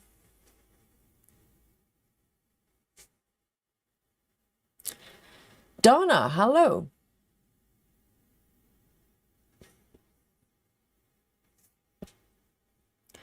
Let me pick my next one. I think a little bit more 310, maybe not 310. Let me have a look.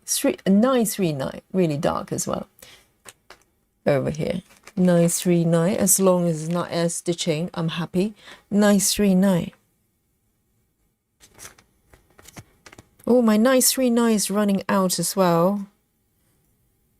I need to top up. I've got one strand left. Look at that. A lone strand there, 939. So I'm going to have to top up.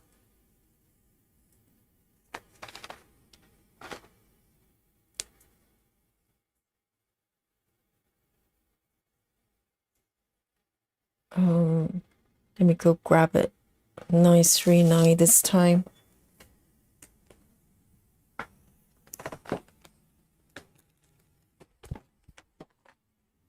Let me see if I can find it. It's quite easy to find, isn't it? With this drawer. You just go for, all right, let's have a look. Just go for a drawer within the range of that number, and you just spot the colors. Strangely easy.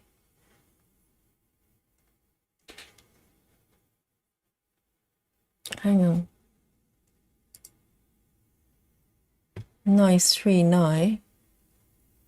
It's very dark, like a blue.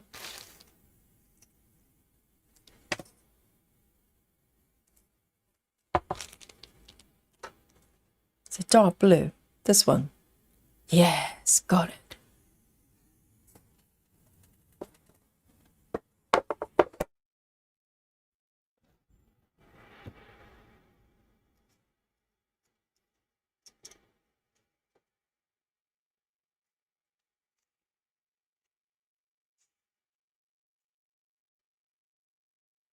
Amanda says a lot of Mandela effect stuff surrounds movies, but local stations were allowed to cut and splice for time and censorship. So it actually is possible. Well, you saw the version everyone says doesn't exist. I don't know. And also, you know, I can watch the whole list of things they mention. I don't know any of them one way or the other. So I don't know where they come up with all this stuff. You know, they kind of claim that people believe it's this, but it's actually that. But I don't know. I don't know either. Where does that go?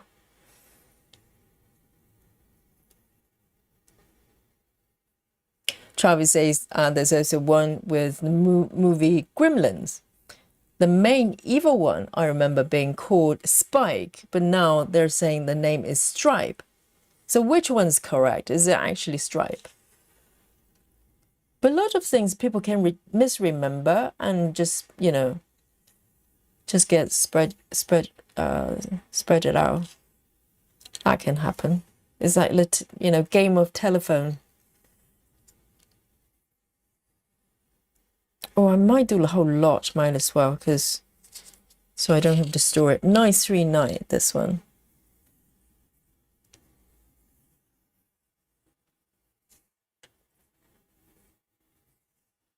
Perfect.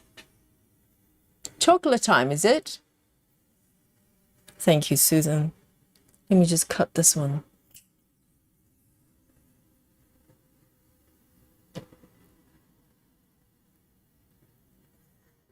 Janine says, I heard the Kelsey Grammer. That's an actor for Frasier. It's a jerk in real life. Well, I don't know. Is he? I think it was a little bit messed up.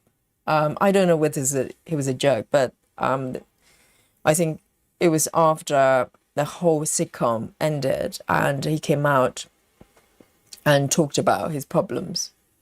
I think if you're in some sort of addiction or something, you can probably come across as a not very nice person because you are so obsessed with, you know, with things. You probably change your character as well, I bet. I don't know. Or maybe he's a real jerk. Who knows? 939. All right, let me put this on my organizer and we can have a bit of chocolate.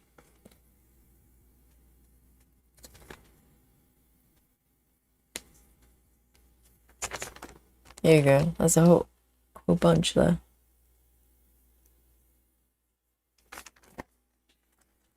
All right, we can take a break and have some chocolate.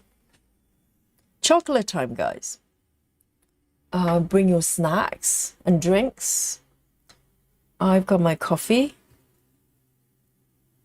That's really pretty, isn't it? I cannot wait to connect this bit. It's going to look so different.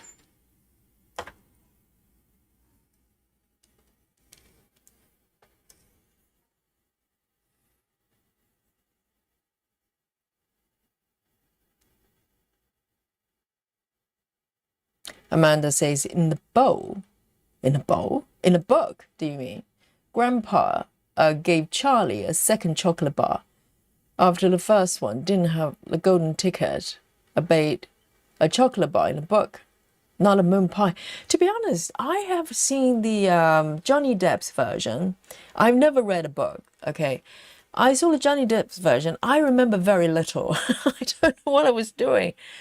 I remember, of course, the gist of things, you know, but all the details, like the names of the characters and who's having whatever chocolate bar, I cannot remember. It was a long time ago. Janine says, I have a friend who used to run marathons all the time. She was so obsessed with them. You have to be, because it's not a normal thing to do, you know, to train to the point that you do a marathon. So if you speak to people who are planning to do a marathon, you're going to be very bored in about 10 minutes. That's all they talk about. I was probably like that as well. If anybody asked me about anything about running, you're probably stuck there for about half an hour. Just me talking to you about, you know, all the running techniques and my plans, my timetable, how to build up mileage, that kind of stuff. Riveting. So just do not ask. If anybody mention marathon, they're doing a marathon, just walk away. Just walk away. Say, hey, oh, you know that thing I have to do. Just walk away, okay? And that's the best policy.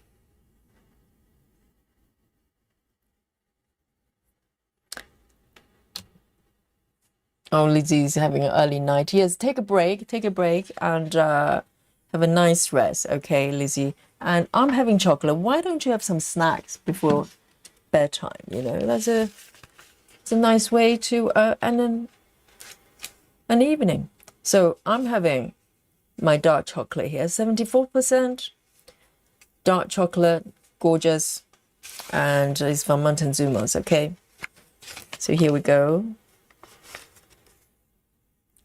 And cheers, everyone. So this is for you, Lizzie. Night. Enjoy your rest. Yum. And I got my coffee here as well, my naked coffee.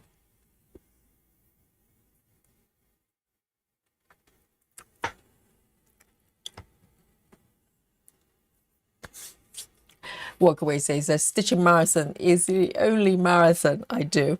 Yes, that's probably good. And also, even for a stitching marathon, you probably have to kind of train yourself, just, you know, have a habit of stitching daily, or at least most days, right? It helps. If you just dive in and just go, I'm going to do a marathon, unless you cheat, okay? Otherwise, it's probably quite, you know, quite demanding. We're going to do a marathon, hopefully, in July.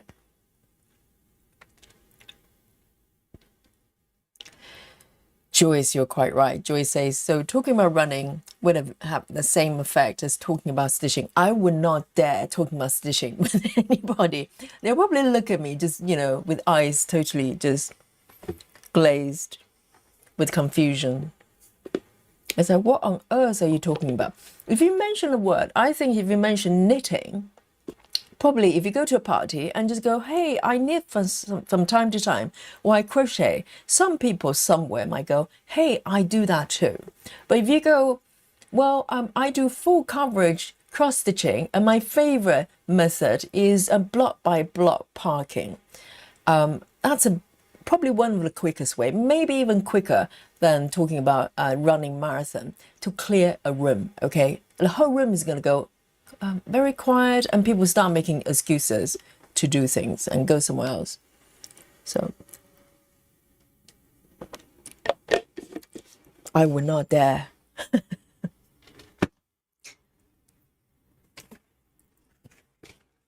One more piece.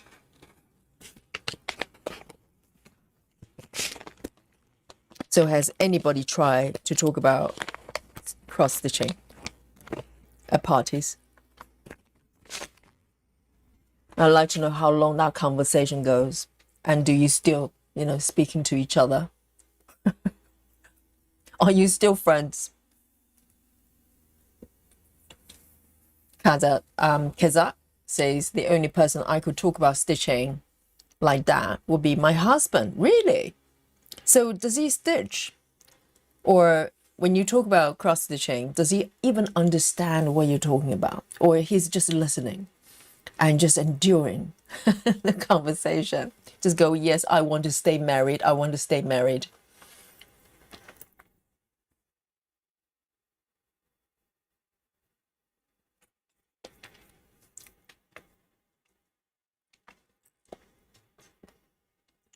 I don't know. I think for people who don't stitch, it's probably quite hard to even come up with a question that you can talk about. I think I bored. Well, I wouldn't say I bored Mr. Yogi, because sometimes he does ask, about like how do you even stitch this way or that way or whatever. He will ask kind of a random question, pretend to be interested. But I think it's quite hard to even come up with a question to ask someone, because it just it's nonsensical. This is not, it just doesn't make any sense. But I remember the first time I saw someone on YouTube stitching tiny stitches. I remember this person, I think it was a gentleman stitcher, and he was stitching a sailing boat or something like that. And I think it was minimum 25 count or even smaller. I just remember the first time seeing someone stitching such a tiny stitches. And at that time for me, I think cross stitching would be like a 14 count sampler. Maybe you stitch like a little thing, like a cat or something. That was cross stitching for me. So when I saw this, full coverage, tiny stitches, I was thinking, I remember I was watching this guy and I was quite mad. I genuinely felt angry. I was thinking, why are you doing this? What are you doing? I think I was a little bit mad when I saw that. I was just thinking, this doesn't make any sense. Can you even see the stitches? What are you doing? So that was me stitching this today. But I was so confused. I just didn't know what was going on.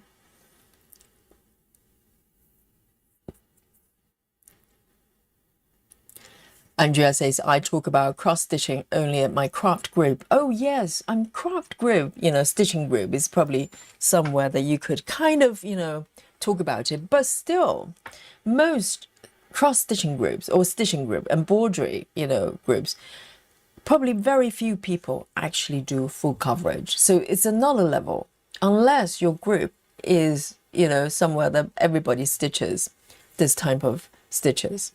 You know, if you start doing parking, okay, so, you know, the group is going to get even narrower. So this is very, very niche.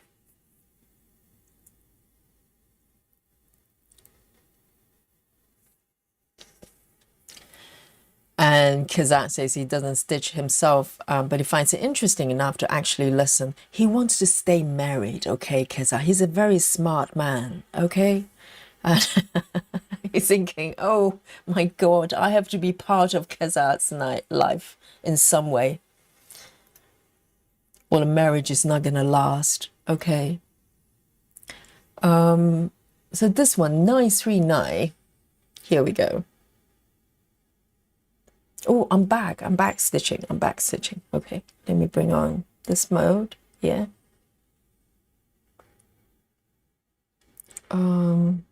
Let me find my spot.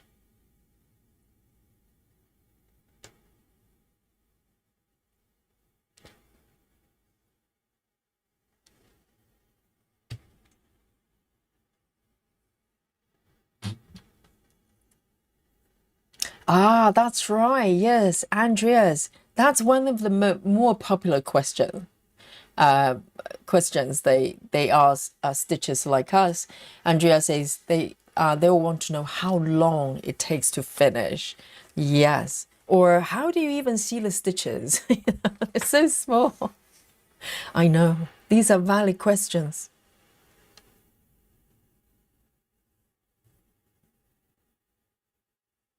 I mean, full coverage doesn't have to be small stitches. That's probably, that has to be said. But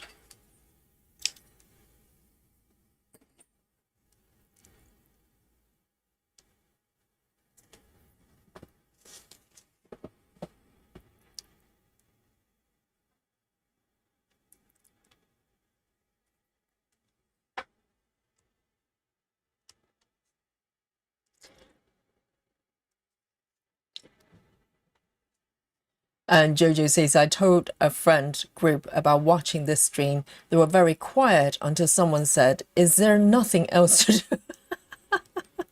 Yes, there's so many different things you do. You can do. Why do you want to do this? And also, you know, we're being discovered by stitchers every day. And I remember the other day, someone came on and go, well, clearly, I think she was a stitcher as well, but she had no idea.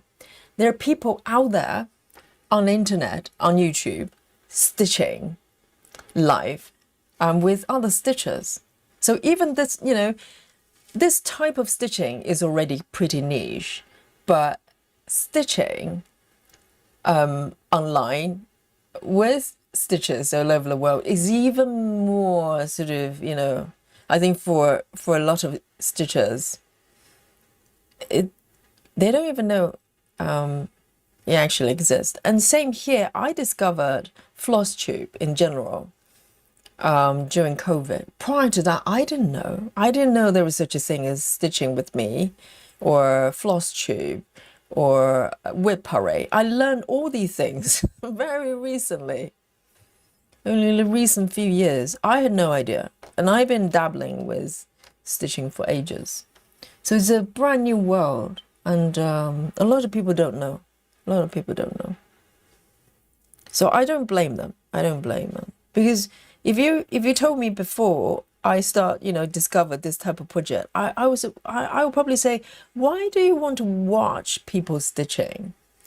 I can understand it if you want to watch a tutorial. That I get it. But why do you want to watch someone just stitching? That doesn't make any sense. And I have to agree with you. I don't know how it works, but it works.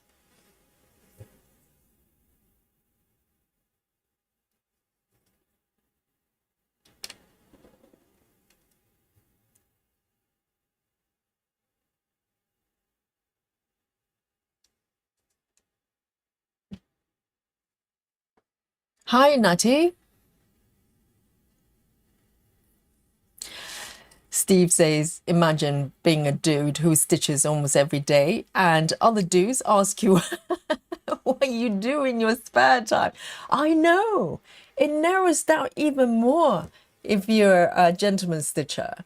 I think, but as far as floss tubing goes, gentlemen stitchers actually have advantage because they're so rare. They're like, unicorns. So if they start a channel, people watch them because they're so curious. First of all, you know, it's not the type of activities that most people do every day. And also being a gentleman, the stereotype is about men don't stitch or knit or whatever. So gentlemen stitcher and knitters, they actually do quite well on social media because people are curious.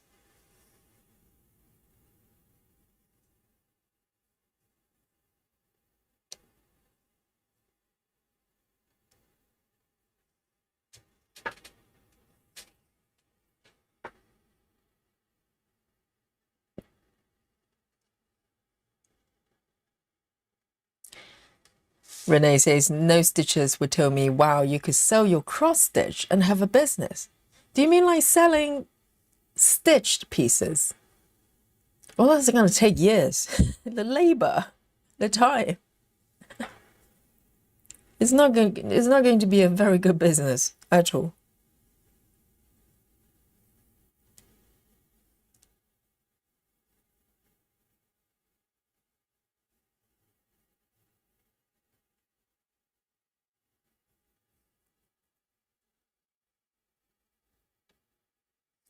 Heather House says people are shocked when they hear some charts take years. They think we're crazy. To be honest, if you told me before COVID, and I'll probably say, well, surely that's insane. Why would you work on something that takes so long to finish? And there are better things to do. And also, when I first started stitching this type of project, to be honest, never crossed my mind thinking about how long does it take to complete, because if I did, I probably wouldn't have started it. And because I was just intrigued by how this type of project can be stitched. How do you do it, that you don't get overwhelmed or go nuts. I wasn't even thinking about completion time, and it wasn't until much later it dawned on me that it would take a little bit longer than a few weeks.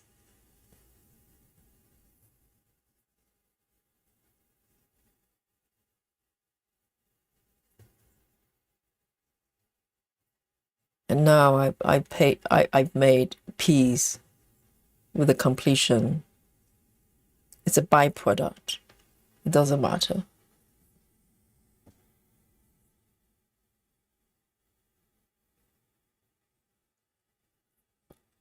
Jojo says, I only discovered YouTube in January of this year and FlossTube just a month ago. I'm not surprised. Yes, I think even a lot of people who have been doing crafts or stitching or knitting, whatever, it's a very, it's kind of not really known genre of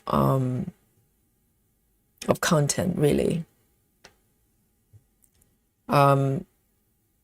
Prior to doing a lot of stitching, I was mostly a knitter, and I don't remember ever watching Knit With Me. I bet they're probably out there, but I don't think it's as popular as Stitch With Me. Something about Stitching With Me that, people want to watch. I think for knitting, mostly I watch tutorials, like how to do whatever stitch.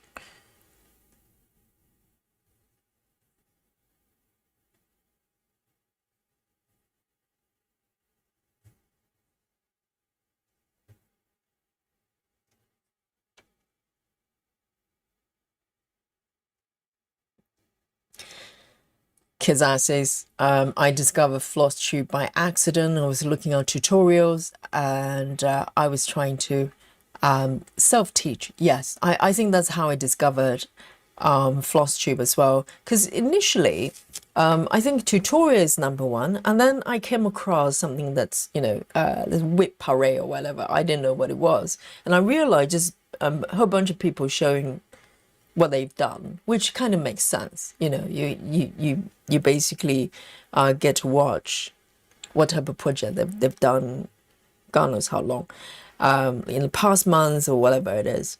And then gradually I came across Stitch With Me, and I was interested because I was trying to figure out how someone stitch, you know, a piece like this, step by step. Because if you just look at, if you just watch tutorials, it's kind of a condensed version of how to do it, but you don't know for sure how someone does it. And this is where Stitch With Me comes in, because you get to watch how someone actually stitching their projects for real, you know.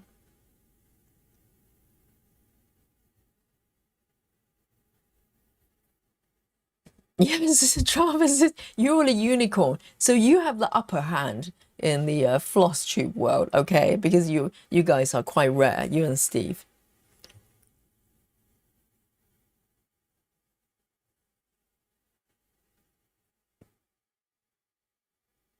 Amanda says, I think if you talk to the younger generations, they all understand because they watch too. And really, it's the same principle as watching sports or chess. Heck, people watch me play Tetris. Really, Amanda? Are you a game streamer? Tetris. And you know, recently, because I started doing a lot of drawings, and so I was, you know, looking around the internet, trying to figure out how to set up your working environment so it's most efficient, etc., and what accessories is going to help you, etc. So I went down to kind of another rabbit hole, and lo and behold, I discover there are a whole bunch of people doing, not stitch with me, draw with me. So that quite a lot of them are professional, either sort of comic sort of illustrators, etc., of all genres, and a lot of Japanese sort of comic anime kind of, you know, artists, etc., and they do draw with me. Kind of, they work on their books, their comic books online, and they draw real time as well. So even though it's a different kind of activities, but generally I think people enjoy watching people doing something that is, you know, that you can learn from. And it was quite fascinating because you get to see professional illustrators and comic book artists work on their projects. So it's a brand new world.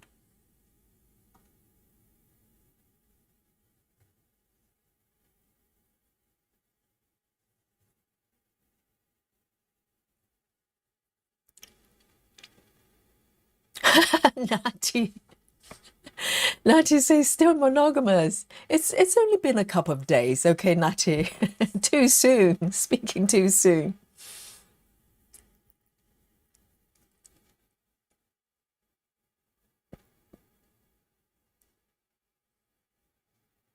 Joy says, and if someone liked your finished piece and asked, oh nice, could you make me one of those? Yes.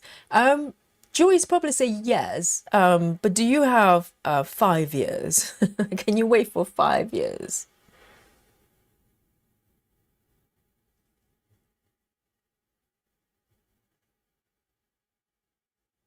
And talking about 5 years, that's the amount of time I thought it was going to take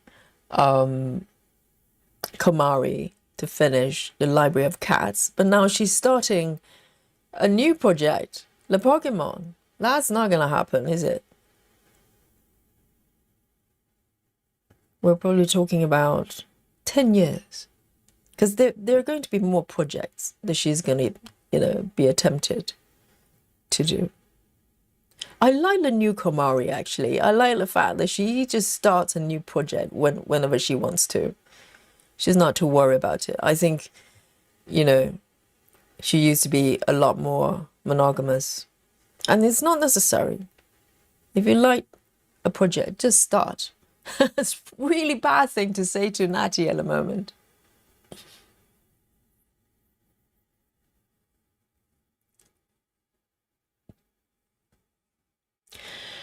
Renee says, a floss tuber I was watching today said that if he stitches 500 stitches a day on his webs, he will be 100 when they're completed.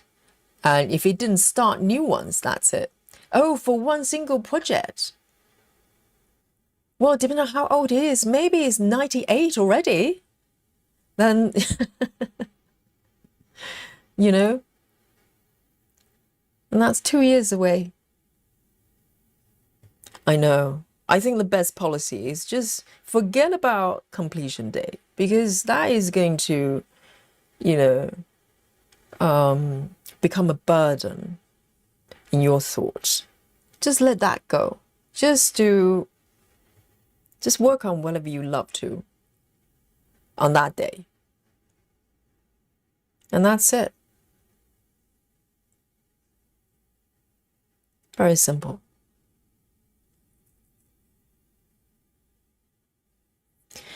Heather House says, my hate stitchers retreat took 4.5 years, stitching 3 or 4 hours almost every day. Love every single stitch. So Heather, is that a retreat you were in right now, or you've done recently? 4.5 years stitching 3 or 4 hours almost every day. Wow. 3 or 4 hours of it. That's kind of the amount of time I'm doing when I'm stitching with you, isn't it? About 4 hours most days. So I'm definitely stitching a lot more streaming with you, because before, you know, I was stitching a fair bit, but very kind of sporadic. You know, I would stitch for like a lot. I don't know how many hours. I never time my stitching time, but I would stitch a lot more, kind of obsessed, you know, for a few weeks, and then I'll get fatigue and just stop stitching for a little bit, for like a couple of weeks. And then eventually I'll try to find a motivation to go back and stitch some more. So it was kind of a cycle. It wasn't consistent. But since starting the channel, I'm a lot more consistent, because I'm here with you. I have the evidence, live streams to prove that I'm stitching with you on those days, and also the amount of time as well. So, you know, when I'm sitting here stitching with you, I'm stitching most days 4 hours, and it just flies by. It's so quick. Whereas if I was stitching offline, I rarely do nowadays, but when I did, I get distracted very easily. So I don't think I could ever sit there for 4 hours and just stitch, you know, if I wasn't streaming here. So not every single day, but most days, if I do stitch, I stitch for about 4 hours as well. Very slowly, by the way.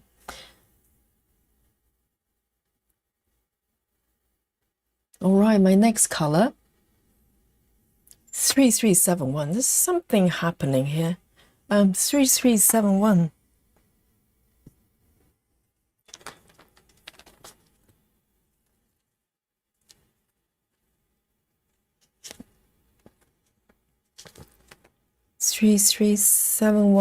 It's a brown.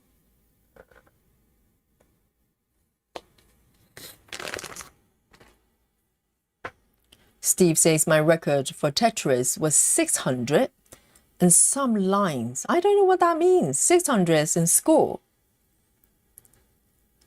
After a night of drinking. Oh, I think that's the key. Hangover is best. It's the best. You know.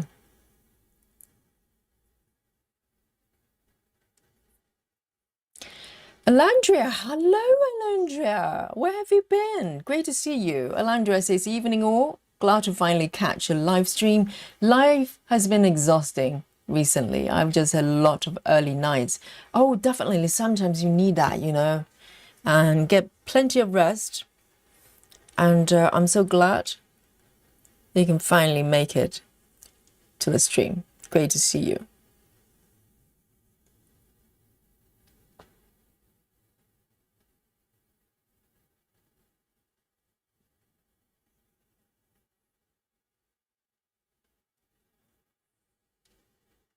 Oh, Amanda says regarding Tetris, she says they will literally come watch me play at college. There was no way they were streaming gaming in 94, 98, at least not well enough to discern Tetris screen. So what device were you playing the Tetris on? So they literally come and watch you. So Amanda was probably a star, like a popular, you know, figure in a college. Because I think in you know, when you're at college or schools in general, if you're really good at sports, or if you're really good at, you know, academic things, whatever, whichever, if you're good at something, you become a popular person.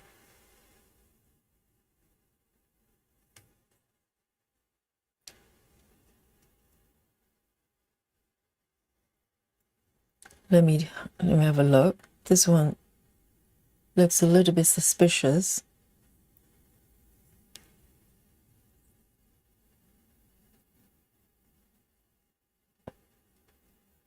One, two, three. Why does it look like that? This bit looks a little bit iffy. One, two, three. Okay.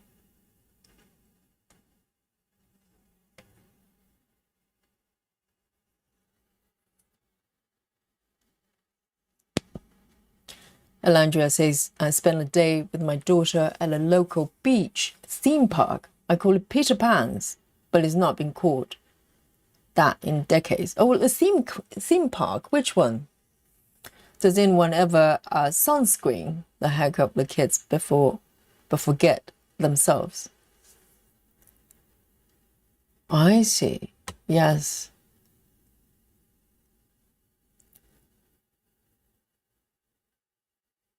Lindsay says, I love to start doing Stitch With Me streams. I streamed on Twitch, on and off. Really? Stitching? I didn't know there's Stitch With Me on Twitch, because Twitch is very game-based, isn't it? Oh, so you do game streaming since COVID till 2005. Which games? Like all games, but with 4 months old, maybe hard. Wow. So Lindsay is a game streamer. I don't know how Twitch works. A lot of mostly on Twitch they do games.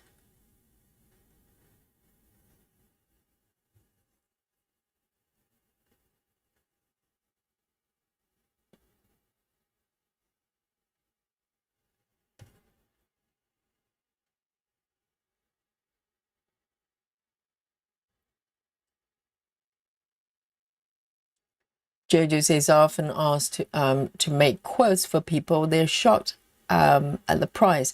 I just happened to see a clip on YouTube where I think she's a well, she's definitely a knitter, but I think she's probably she probably creates sort of knitting patterns, that kind of things.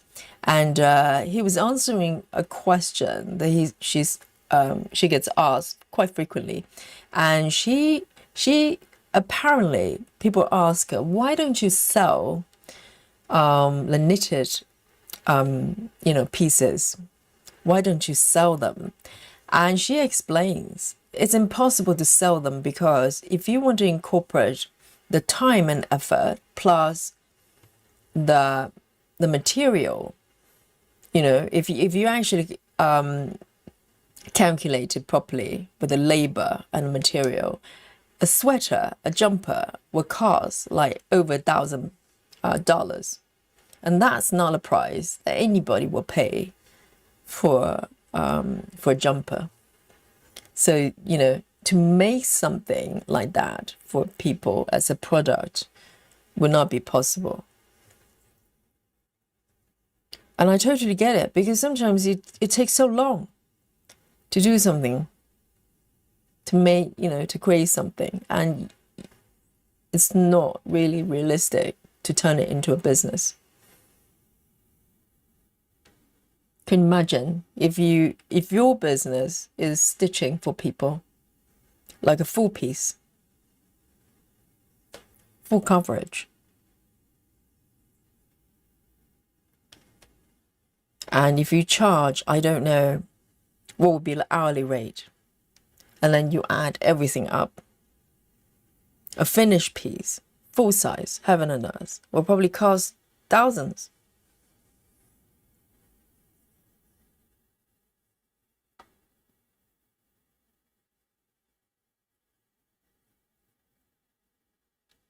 Ah, so Lindsay she's having a new baby. So yes, the day and night is all merged together, isn't it? It's quite tricky. But I'm just so happy that you can stitch as well, you know. That's got to be a good thing.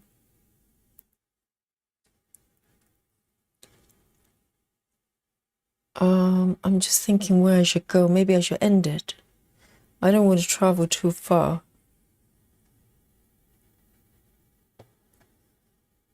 Three, 371.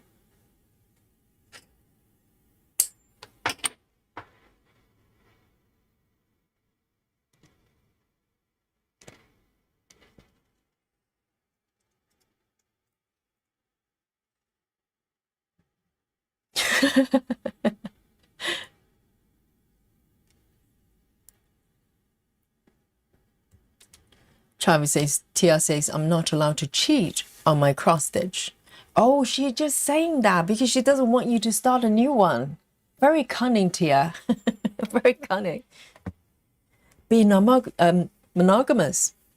One at a time. 6 years, one project at a time.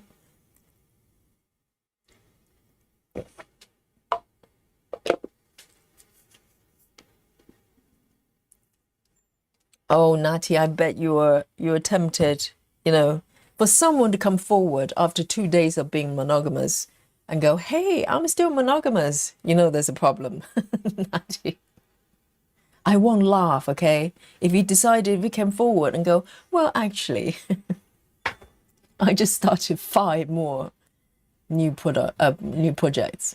And do you know which one you're going to be doing for your July Christmas? Because Natty was trying to pick one the other day.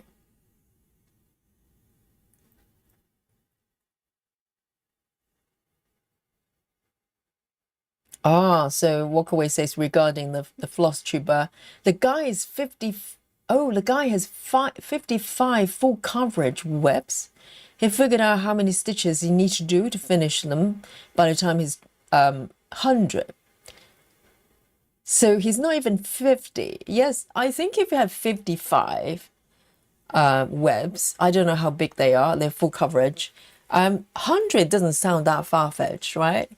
In fact, I think that's quite fast for 55 full coverage. If you spend 5 years, let's say 3 to 5 years for each piece, you can just add it up. He's probably going to be 200. Ah, okay, Heather. Sorry, I misread it. So I misunderstood it. So retreat piece is actually the name of the chart. I was thinking maybe, you know, hate they're doing stitching retreat.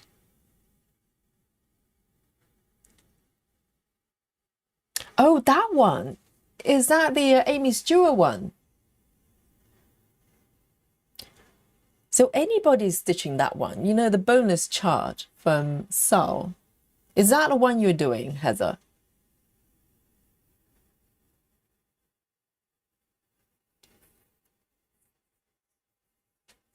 All right, so this one has only got 2 stitches.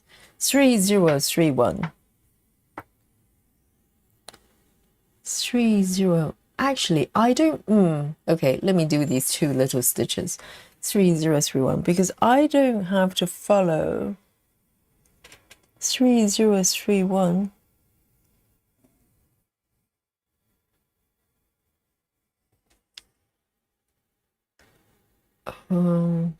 Here we go. Only 2 stitches.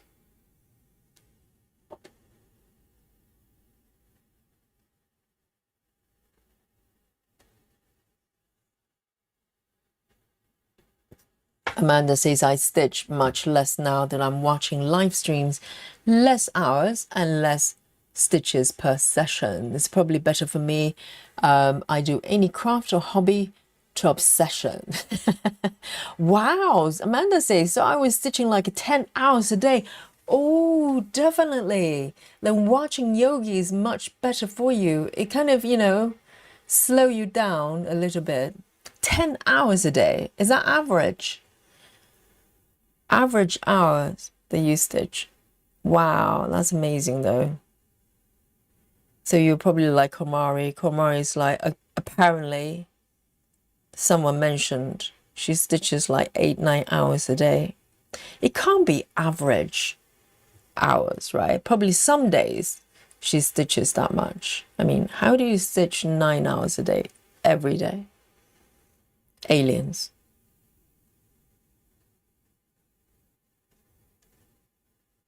I can't do anything for 9 hours a day.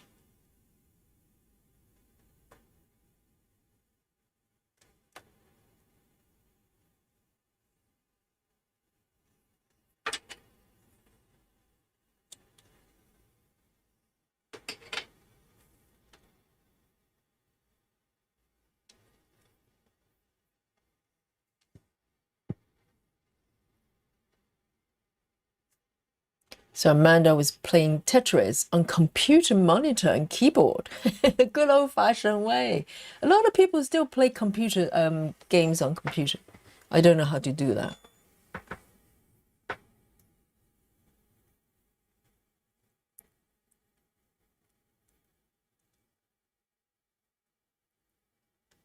Oh, right.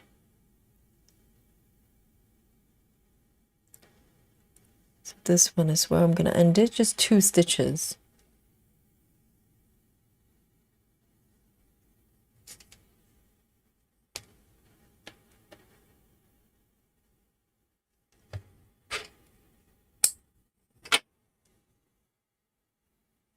Um, 3031. 3031.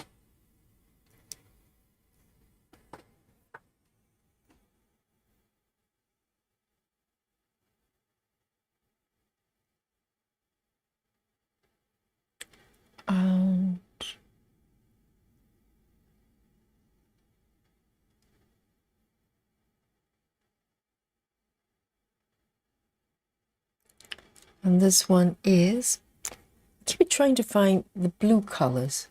A03, only 3 stitches. A03.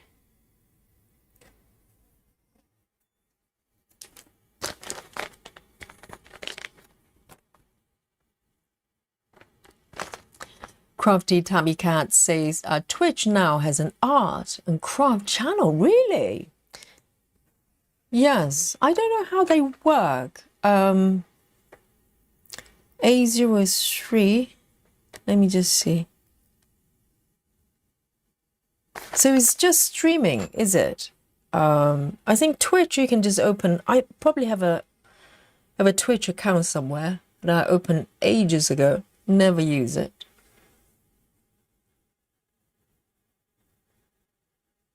Because sometimes you can do multi-streams, can't you? You can stream onto different platforms at the same time.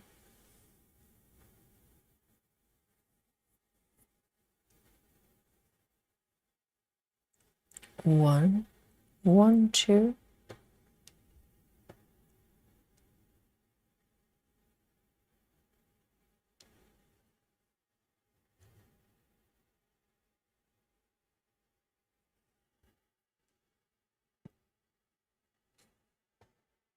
Renee says Sean P Stitches is the channel. Oh, the gentleman that is going to be 100 when he finishes. But the problem is he's got 25 webs. By age, I don't know, 50, he's going to have more, I bet. He's not going to stop adding new projects. So any kind of calculation for completion day is not very meaningful. You know, it's only meaningful if you genuinely just sticking with one project only for years and stitching consistently. Otherwise, the completion day is just a wild guess. So why bother? Let it go. Ujjayi brass. Let it go.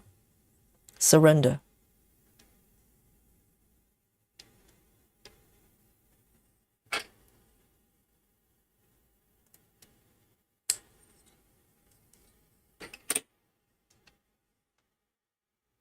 Three stitches only.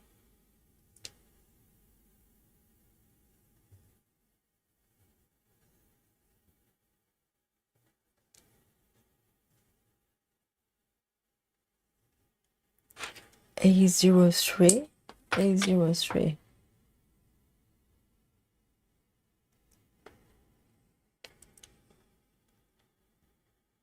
See you later, Kazak. Great to see you. Natty says, I don't want to start more. I want to work on the ones I have. And I'm doing winter reading nook. I want to put at least 2026 stitches on all my webs, just to say I touch them. Oh, 2026 is kind of representing the year. Yeah, that's fine, Natty. You know, there's such a thing as protesting too much, guys. Yes, you can be monogamous.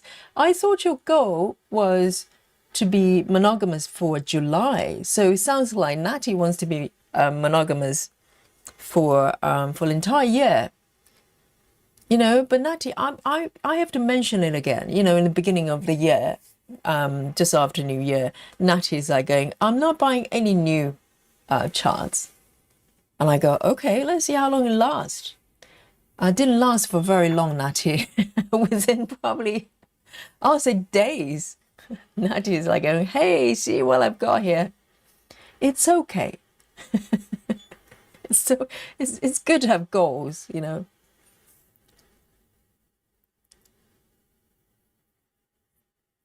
Amanda says, I was like that with knitting and spinning too until I tore my rotator cuff. Oh my God. You just hyper focus and get caught in it. Ah, okay. Yes, that brought back what we were talking about ADHD, right? So is that part of it, the hyper focus? So I can get very obsessed with things as well, but not to the point that I injure myself. Well, kind of with running. Okay, that was probably not a very healthy amount of running that I did. But in general, if I get obsessed with something, I do get very obsessed as well. That's kind of part of my personality as well. But, you know, clearly if you're injuring yourself, you need to kind of pace yourself a little bit. I know it's hard to say when you're, deeply interested in something. 3A47.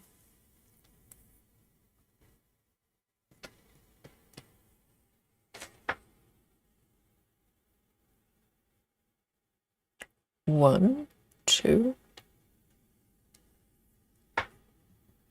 Jojo says, in order to stitch 8 hours a day, I will need to hire staff to clean, cook, mow. Yes. And also, yes, basically doing everything for you. You probably need a body double to go to parties because you can't go.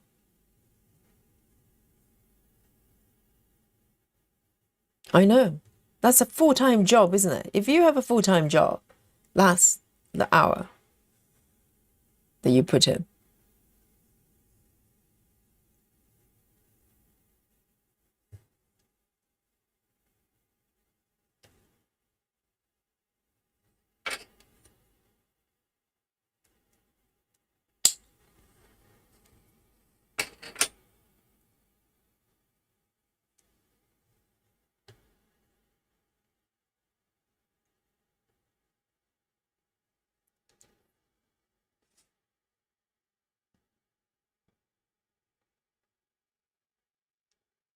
Amanda says, I always carved a lot of time out for crafting and reading, even when my kids were little.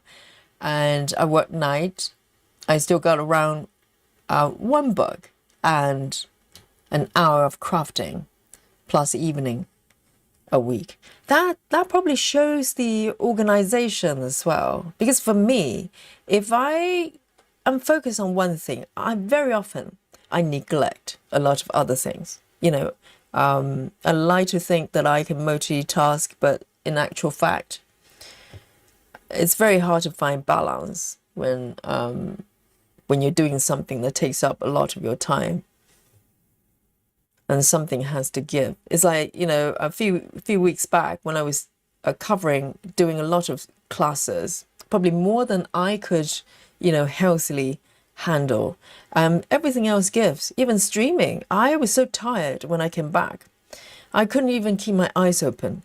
I just, you know, turned to a puddle on a sofa. I couldn't even walk to my bedroom. I just couldn't do it. So that's probably not good. So if Amanda can actually find a balance for still doing everything, then that's remarkable.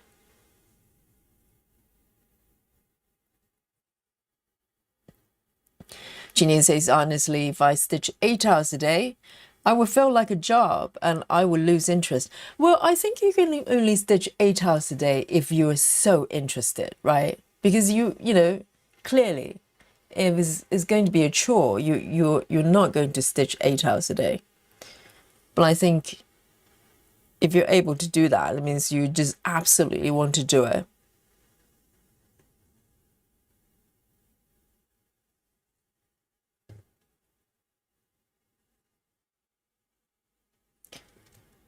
And the last time I was so obsessed, other than running, because running, obviously, you know, you can only run so much a day. It takes up certain time a day. But I remember when I was trying to learn how to do 3D graphic, you know, because I came from a 2D illustration kind of painting background, and I just decided I wanted to do 3D graphics. And my God, that took over my life. That was quite a few years ago. And it was a whole learning curve, learning the software, learning the concept, how to construct images, etc. And there's so many layers to it. There's wireframing, you know, the modeling, and there's texturing, and there's you know, if you want to animate a figure, for instance, etc. There's just so much more to it. There's lighting, there's everything. My goodness, it took over my life to a point that I decided I couldn't really do it. I shouldn't be doing it because it just wasn't healthy. Because I started to give up my normal things that I have to do, socializing, just talking to people, you know, because you have no time. It's so time consuming. So time consuming. It was crazy. But I get like that. If I try to learn something, I do get like that. So I have to be very mindful. You know, this time around with the drawing as well, I have to pace myself so I don't become totally obsessed.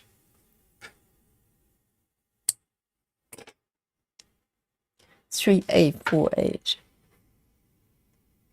You know, I didn't want to eat. I didn't want to sleep.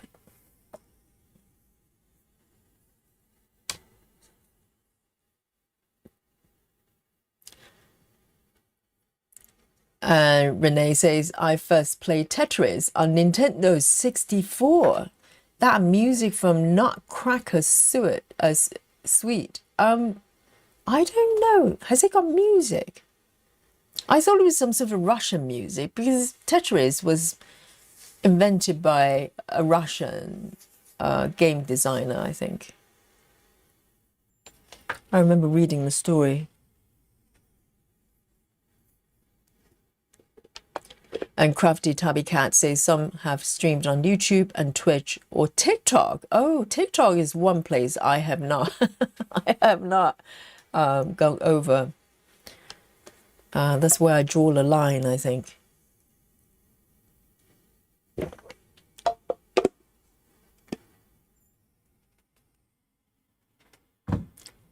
Lindsay says, I only worked on a Gira stitch every day, and it's estimating my finish to be 30th September 2027. That's not that far away.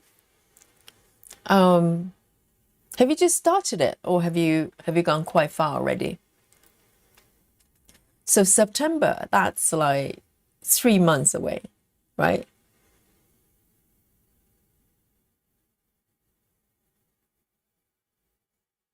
Trying to pick a slightly different color here. Oh, I'm not that far away from red, actually. Let me have a look. Let me see if I can make connection from here.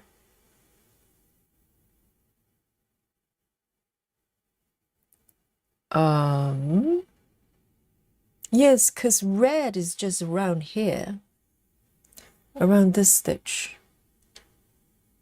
Let me check. I want to get to some red colors.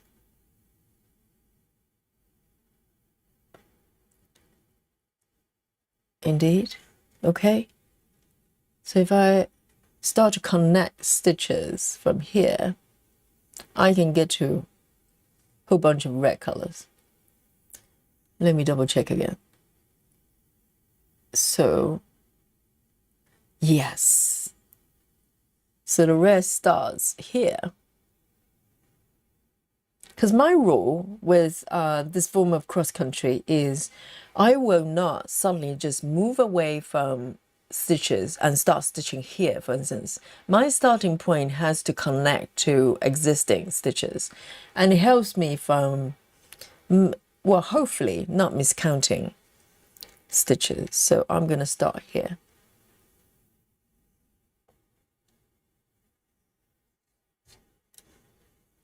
I tried to stitch with no thread. My goodness. Oh, this is 310 then. I'm gonna have another 310, guys. Spooky bingo time.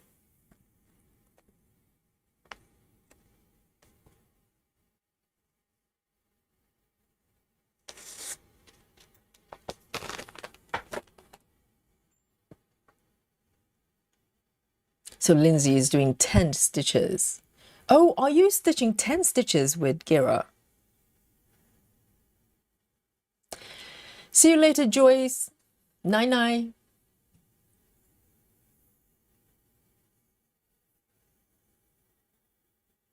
Amanda says, I always tell people there's almost always a way for at least a little of, to do at least a little of what you love. I read in the tub, while doing laundry, cooking, standing in line. Oh, you read. Okay. Wow. I find it quite hard, actually, for me to do that. I think Amanda is able to kind of do that. If I get obsessed in one thing, I neglect everything else. I'm like that. So I have to be very careful.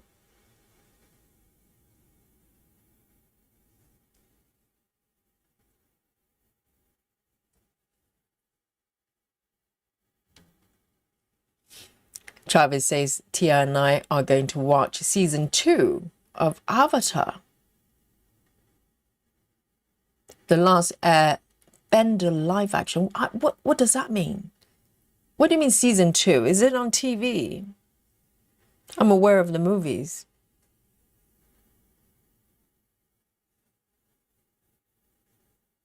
Ah, so Natty is only monogamous for July. After that, anything goes.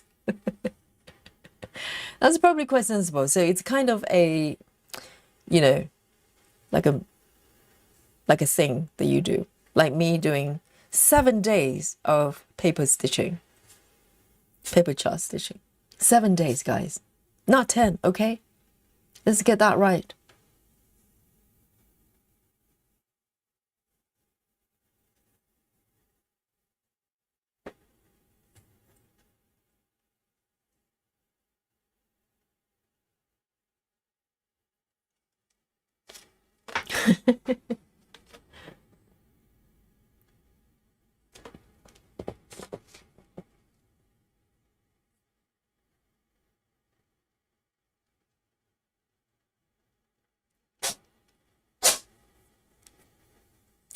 Landra says he just, oh, Dolly, can you hear Dolly sneak? Oh dear. Dolly sneezing. Darling, what's happening? Hang on, hang on. What's going on with you? Why are you sneezing like that? Oh dear. Probably something irritating her nose. Babe, are you okay? Did you hear that? Oh, live Dolly sneezing. Just for you guys. Are you okay, babe? What is going on? Oh dear, oh dear. Oh, she's okay now. Dear. Are you okay, babe? All good? Live sneezing from Dolly.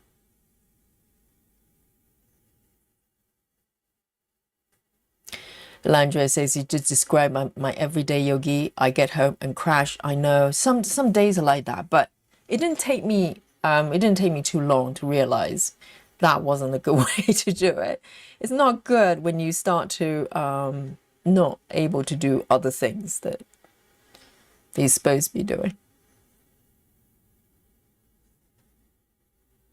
You can't do that for very long. Oh, Alison's back from the film. Did you go to the cinema or did you watch it on somewhere streamed? Alison says, I'm back. Film was good, light-hearted and silly, but enjoyed it. A cup of teary beers, but I recommend it. Oh dear. Well, it's a murder story after all. So Alison recommend, what's the name of the film again? Can't remember now. We talked about it in the beginning. Hugh Jackman playing a dead guy. Oh, Sheep Detectives. That's it.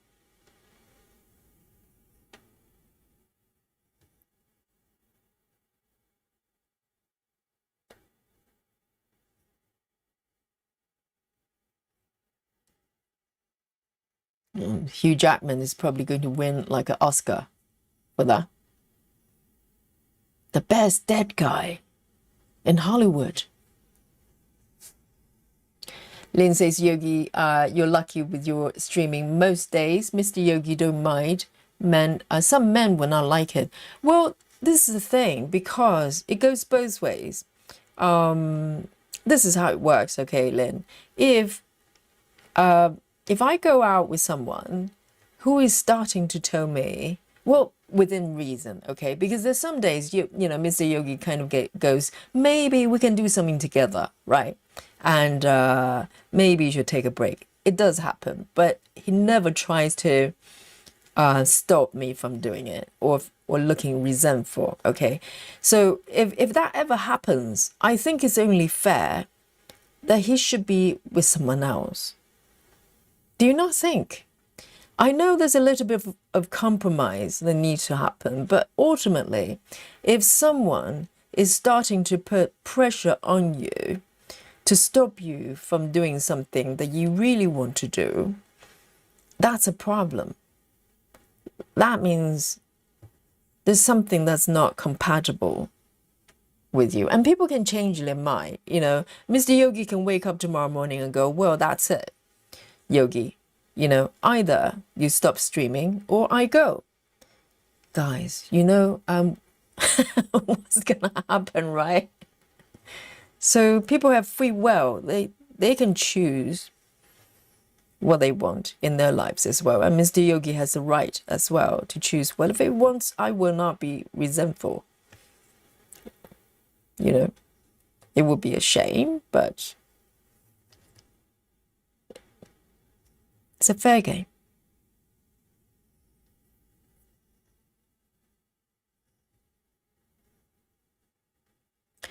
1, 2, 1, 2, 1, 2. Okay.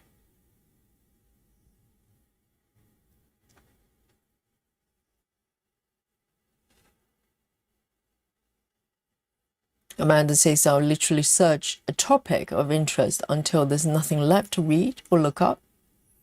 Yes. But I think it's wonderful, Amanda, would you not agree that to be able to be obsessed, it's a blessing, you know. I do have to be very careful so it doesn't take over my life, but I love the fact that I have that drive and passion to be obsessed about something. Because some people, they, you know, every time if I hear anybody says, I'm bored, I'm kind of going, how? What do you mean you're bored? There's so many things to do. And, you know, there isn't enough time. I don't know what boredom is. I don't understand it. So I think it's a blessing to have so many interests and be so intensely interested in something.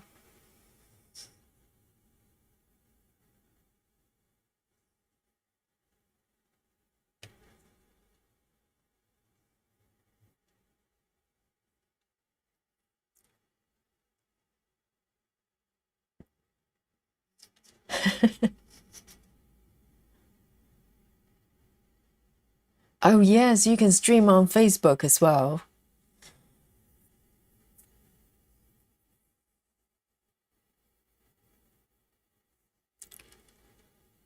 Oh, right. So that's the tune, is it? The Russian ballet version of the dance of the Sugar Plum fairies was the Tetris theme. Right. I can't even recall what the theme song looked like, sound like. Because the version of the Tetris I played probably, it was from way much later. Maybe on iPad that I played.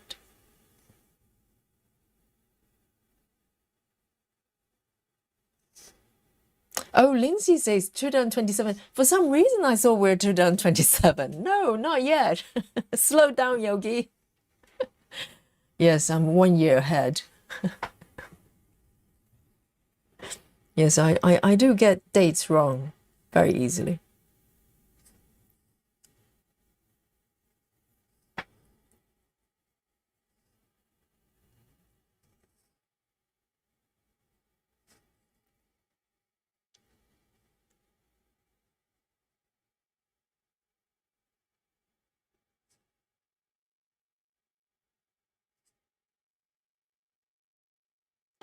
So Lindsay has just started it, the Witcher piece.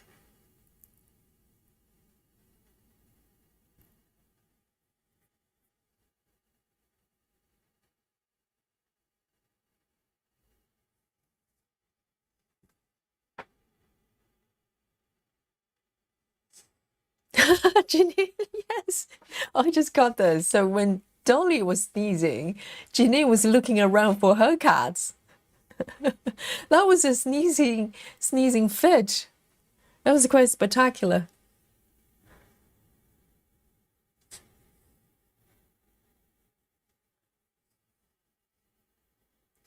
Central Plain Garden, hello.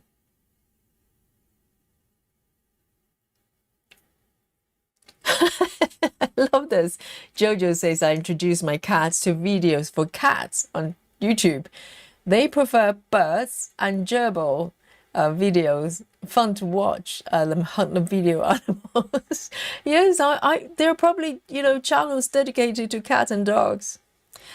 I remember having games on my iPad for cats, and they literally play. I remember it was like a mouse literally just running around the screen, and yes, cats will play. But I've been told, you know, because sometimes the cat owners, they have like laser pens. That's quite popular to play with the cats because you don't have to throw things around, you know, you don't have to have the physical toy to play with them. But apparently I read somewhere that it's actually not very good for cats to play with digital things, or maybe the laser pointer, because their instinct as a cat is to catch something for real. They're able to hold something. So with laser pen, for instance, a lot of times, as soon as they're going to catch it, it kind of disappears, right? And they can just keep chasing it. Apparently cats get really frustrated because they don't feel like they're achieving anything. So I think that's a very good point. And I think digital games probably is a little bit like that as well. I don't know about watching something on the screen. I suspect maybe similar to that, because they can watch them, you know, whatever's on the screen, but they can't really catch it.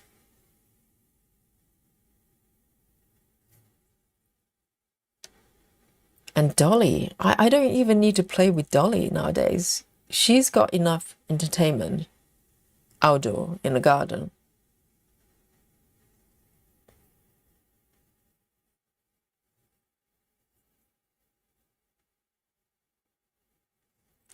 One, two, three. Okay, two.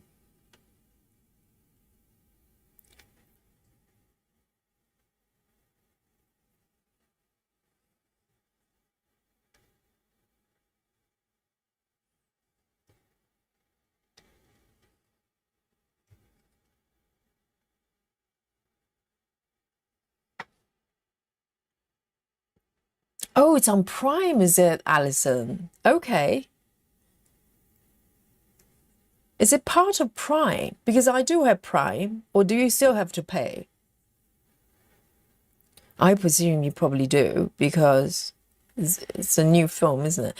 I do have Prime, but I rarely check what they've got, because most of them, the ones I want to watch, you have to pay anyway, so. And I would pay if it's a film I really, really want to watch, but it rarely happens.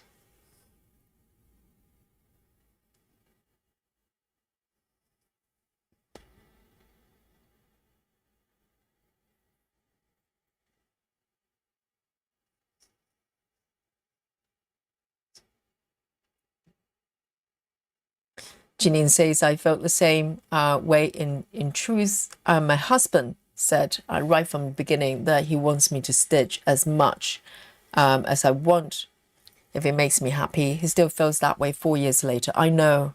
Time is the test, you know, it's a real test, isn't it? Because they can say whatever they want to get to date you or to marry you. But ultimately, you know, if it's not genuine, you'll probably find out very soon. And this is fundamental because, you know, throughout life, on the journey that, you know, you are with somebody, we're ever evolving, because, you know, we could suddenly take interest in doing certain things, or have changed our life goals and the plans for what we want to do in life. If you can't support the other person, unless it's detrimental, unless it's totally incompatible with you. For instance, if you don't want children and the other person goes, you know, I want 3 kids, you know, a football team of kids, or the other way around, you know, someone who used to want children suddenly don't anymore. That's a fundamental thing for 2 people, and I don't think that can be ironed out, and I don't think you should compromise, you know. But other things like life goals, etc., if you can't support the other person, you really shouldn't be together. Maybe you were compatible at one point, and you know, no longer the case. That happens. People can change. But what you can't do is to hold back the other person's life goals and what they love to do in their lives. You're holding back, you know, you're depriving them their enjoyment, their potential, what they're passionate, you know, to be doing. And you can't do that. You just can't. And you shouldn't allow someone to do that to you. Because sometimes, you know, we think about compromise. up to a certain extent. You can meet someone halfway, but you have to give up something in order to stay, in a relationship. At some point, you're gonna regret it. You're going to regret it.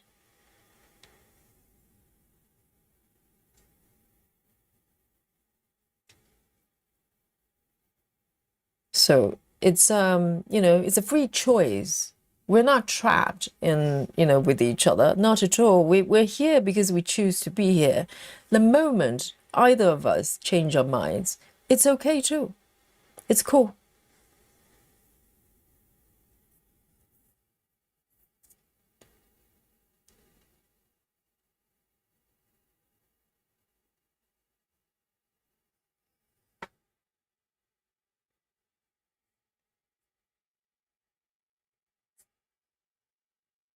Ah, so Janine, that's a nice compromise. So the husband is happy for Janine to stitch as much as she wants, but she wants her company, her presence with him. So he's watching TV and he wants Janine to be there as well. That's a nice compromise. Compromise, I mean. Well, maybe it's not even a compromise. Maybe you enjoy that too, right?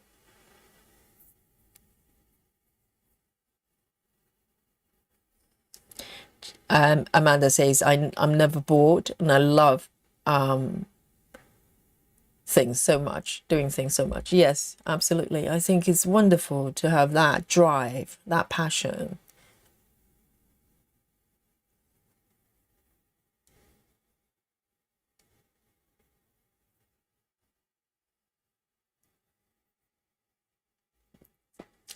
Alison says, I'm lucky too. Hobby, happy for me to have a hobby,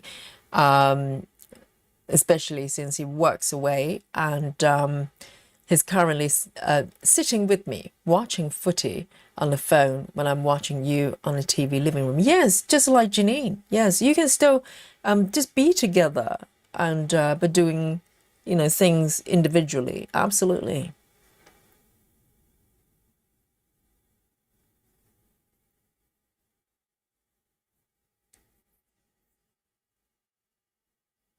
Amanda says our cat won't even chase a laser pen. He just looks at us like we're dumb when we're trying. I think Dolly has, sort of at that stage as well. I think, when he was younger, he would kind of, what was she rather, she would. I think younger cats tend to be more curious, so it's easier to play with them. Dolly now is like she's got quite an established, timetable. She has things she wants to do. Oh, poor Dolly! Can you hear it? She's sneezing again. She probably play with something outside that irritates her nose. Darling, are you okay, babe? I'm gonna end this one here.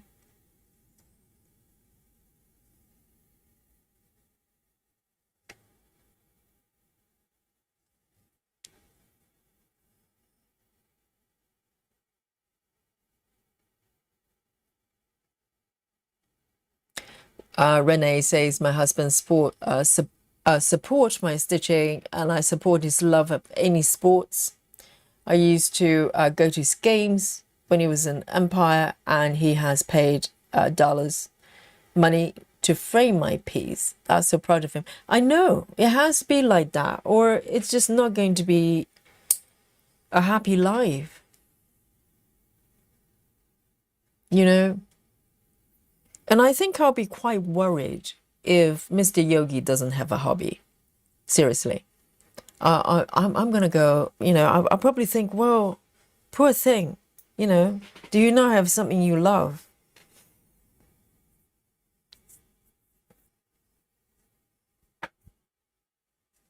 Hey, babe, you okay? Oh, a lot of sneezing going on there. She just gave me a silent meow there. Oh, Dolly.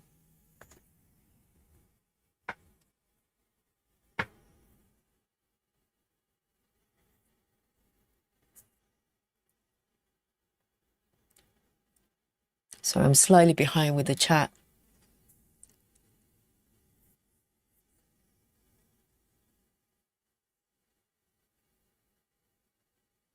All right then. Oh, I would like to stitch some rare colors. I spotted some red starting from here. From here, I think. Let me have a look. See if I can spot it.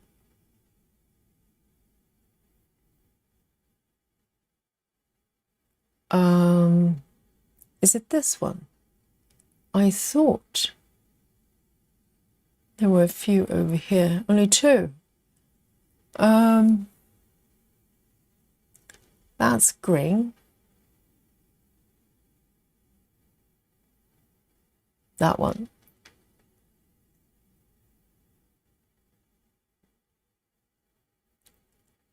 Right, here we go. A17. It's a beautiful red. A17 for a change.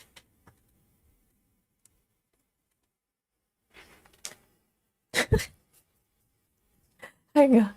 Let me see. Dolly's probably gonna run away as usual, but I just hear really loud purr. Yeah. Let me see if I can approach her. Hello, baby. You okay? Are you okay, babe? Oh, what's with that sneezing? Oh, she's run away. Dolly? Serious? I knew it. I knew it. All right, then.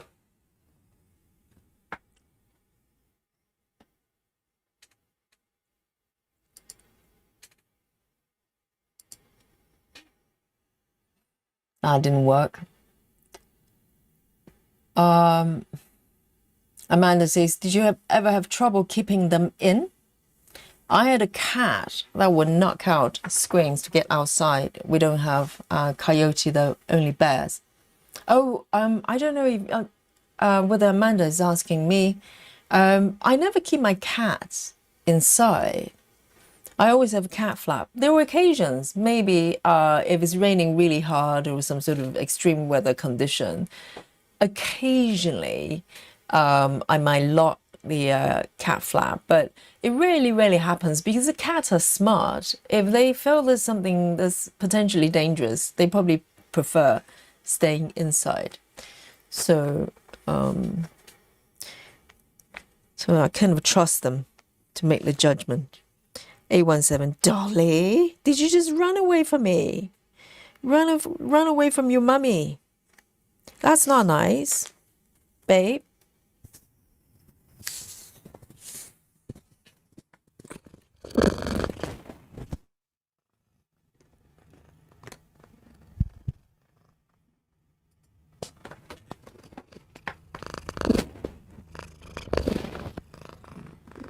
You prepare for the chat, honey.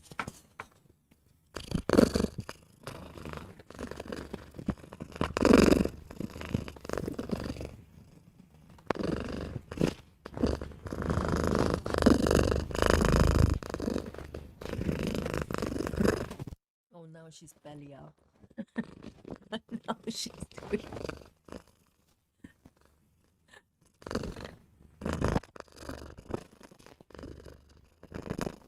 Oh, she's so spoiled. She knows she's loved by the chat. Babe.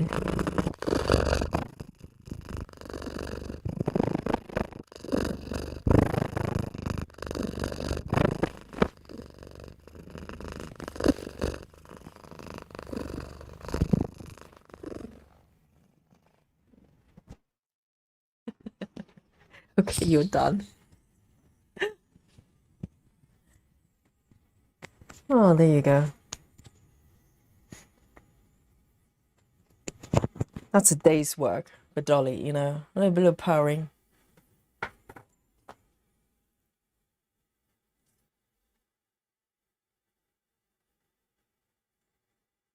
Oh, Alison, so it's on free Prime. So it's free, but it's not ad free. I thought that, you know, I wasn't too happy about they're adding adverts to content originally they offer to people for free for being a member of Prime. Because Prime originally, if you have the subscription, a lot of movies, they are free. And just recently, probably a year or two since, and they started to add adverts for movies in particular, because it's probably most popular content, and you have to pay additional money in order to get genuinely ad free. So I can watch it, but they're ads. It's very cheeky, very cheeky.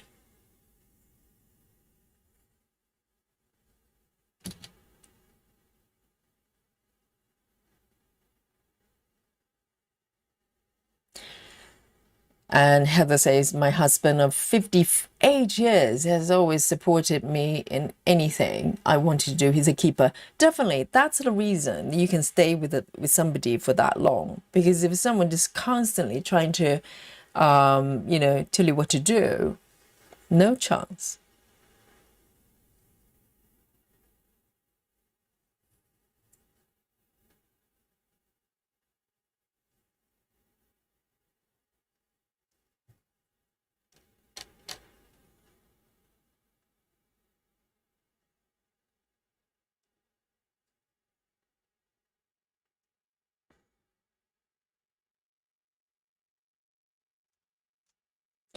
Lindsay says, my boyfriend is behind me in bed. I'm at my desk stitching, watching on my PC. He was watching football, but is currently snoring. Yes, and when I'm streaming here, Mr. Yogi, sometimes he teaches in the evening, or sometimes he's got, he sees his friends or whatever. But when he's normally in the lower ground, in his cave, doing his own thing, or maybe in the bedroom doing his own things.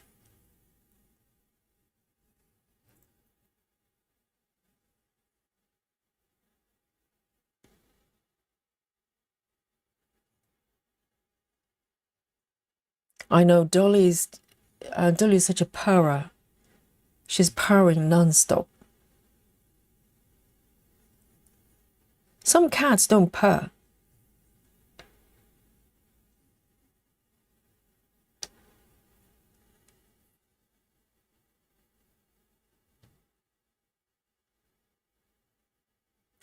And see you later, Renee, 99.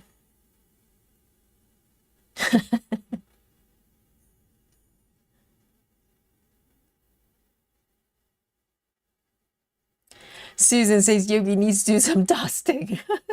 Maybe Mr. Yogi needs to do that, right, Susan?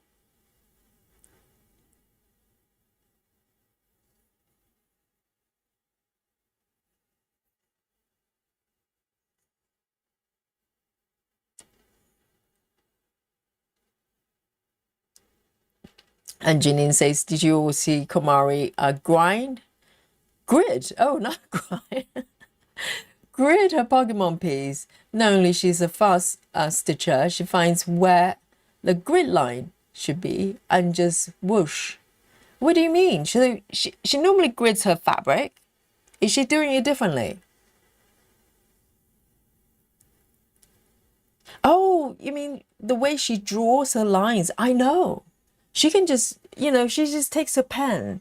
I think she grits her fabric with maybe pencils. I've seen her doing pencils, or maybe one of those pens, or maybe even just regular pens. I don't think she even does friction. And she would just draw a line and it would be totally straight. I know, I've seen her doing that. She's not normal, okay? Whereas me, I have to sketch, a little bit at a time in order to keep it straight. I know, nothing she does is quite normal. I agree. I love this color. 1, 1, 2, 3.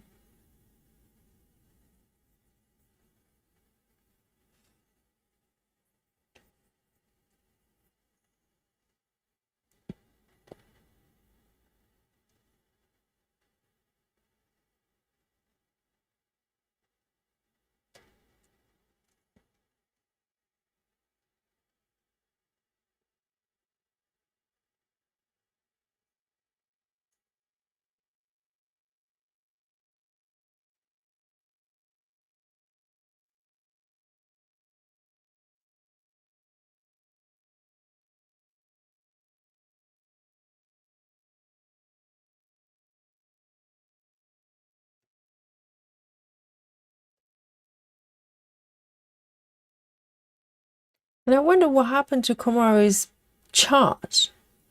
I think she does have a chart that she charted herself. I don't know who created the artwork, but she does have a chart, doesn't she?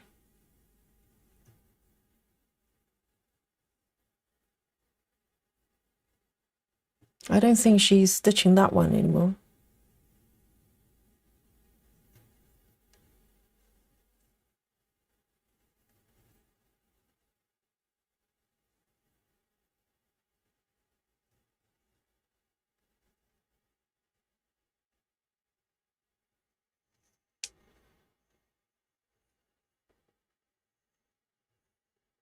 One, two, one.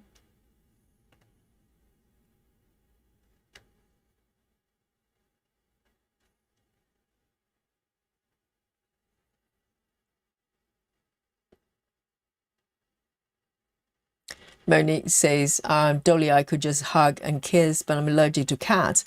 It must be terrible to love cats and be allergic to it. Yes, I can't imagine that. I'll probably just be so sad. And is it quite severe? Because if it was me, I don't know.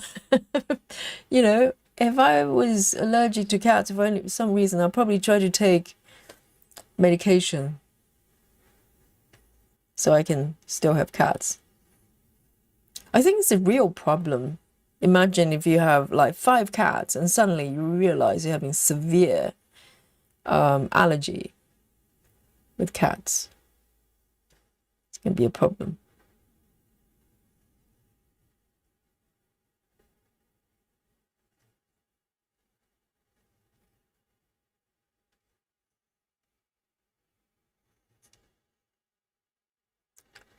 One, two.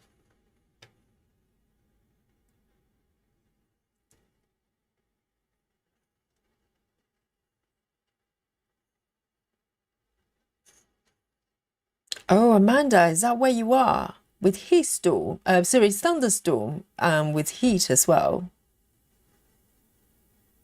I mean, this year, the heat wave is a little bit strange as well. Sometimes, the previous, like last year, for instance, I think we had heat wave, not as hot as this year, but I remember it wasn't raining either, to the point that everybody started to get a little bit worried about the water supply. But this year, it rained as well.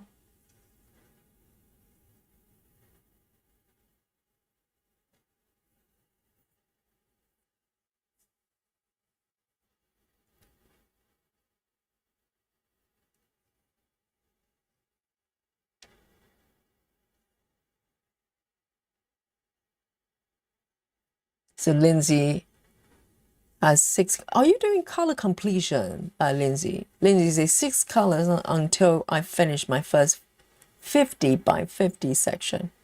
We're talking about stitches, right? Not blocks.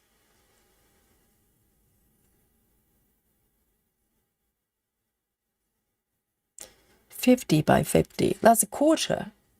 No. Is that correct? Half a block. Half a block.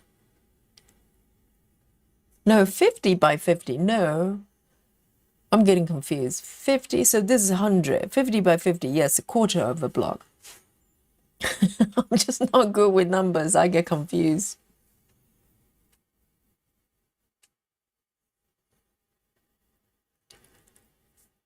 Yeah, thunderstorm is a little bit scary, isn't it?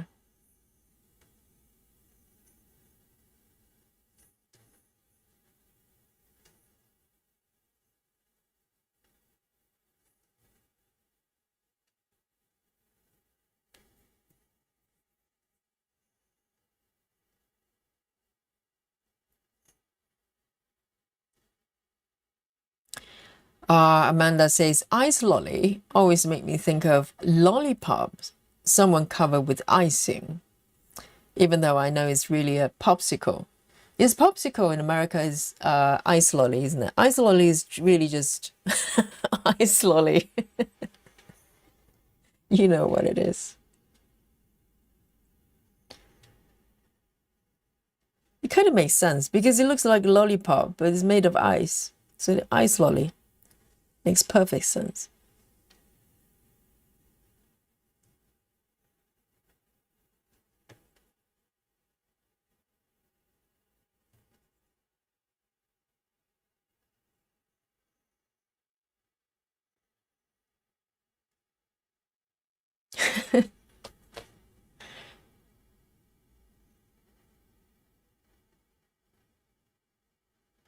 Oh, right. Lindsay. So what's the size of area you're doing? When you say 50 by 50, I'm thinking quarter of a block, 50 stitches by 50 of 50 stitches. Oh no, this is 5 by 5. No, I'm getting so confused. 50 by 50 is 5 blocks, but 5 by 5 blocks, right? I thought it was a tiny area that you were stitching that's got a lot of colors. So 5 by 5 blocks. No? Am I correct? Because it's 10 block. Yes, 10 by 10. So 50 by 50. Yes, 5 blocks. Cross and down.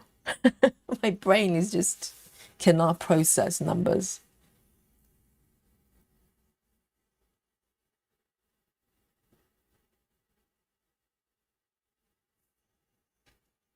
Yeah, it's ice lolly.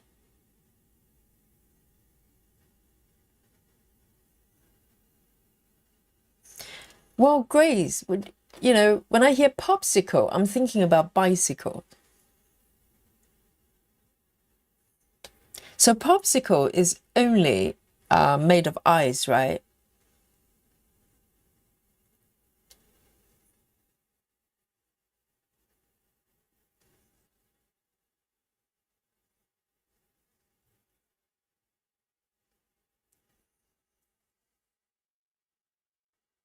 Exactly, Amanda. It sounds like bicycle.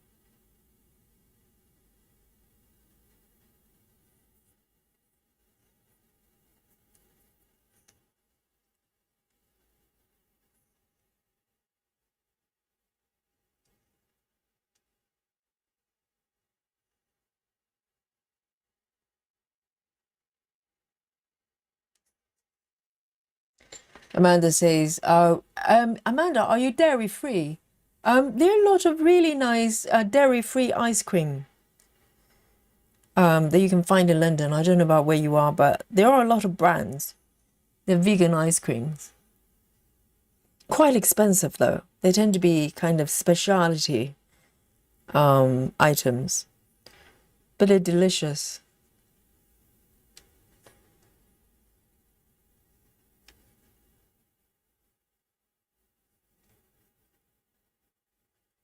I think they tend to use coconut milk or something like that, almond milk, to create ice cream.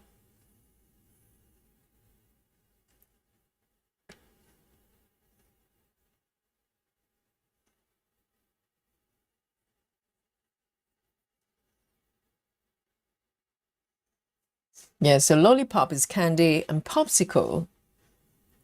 So why don't I call it ice lollipop? It makes more sense, isn't it? It's like an ice version of lollipops. And Amanda says popsicles can be other things too. Smoothie? What? Fudgesicle? Hang on, that's a new territory. Fudgesicle? The primary, a frozen treat on the stick. So anything on a stick can be ickle. Popsicle. Fudgesicle, that's a new one. What?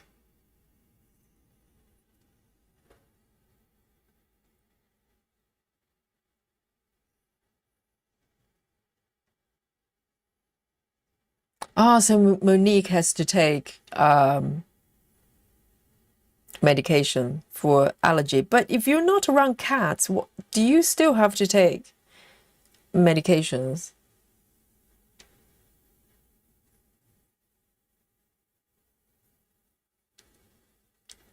Or maybe you're allergic to other things as well.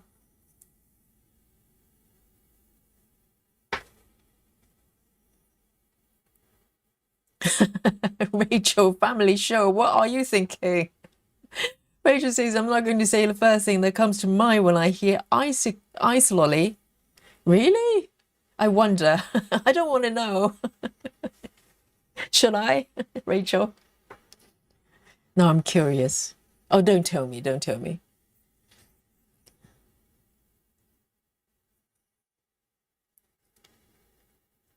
Exactly, Janine. That's what I think because, a lollipop, being, ice candy, not ice candy, candy on a stick. Ice lolly is the ice version of it. It makes a lot more sense than popsicle. Popsicle sounds like a version of bicycle. Maybe from the Victorian time, where people cycle with one wheel, like a unicycle. That's what I think.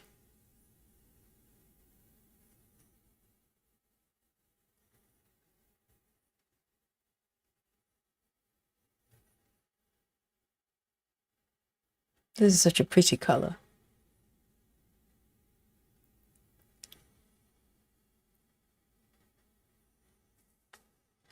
Amanda says, I'm allergic to dairy and bananas. Really? Oh, so there's something banana that people can like, be allergic to. Wow.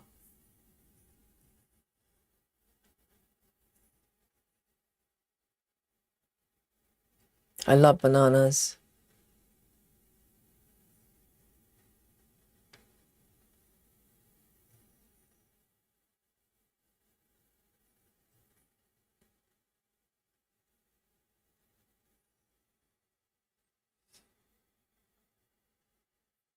Grace says I purchased a Ninja creamy and I make the best homemade protein ice cream. Oh, is it because Ninja is a brand that's got a lot of like a household thingy, like a toaster or something. Panini machine. I can't. Oh no, mixers.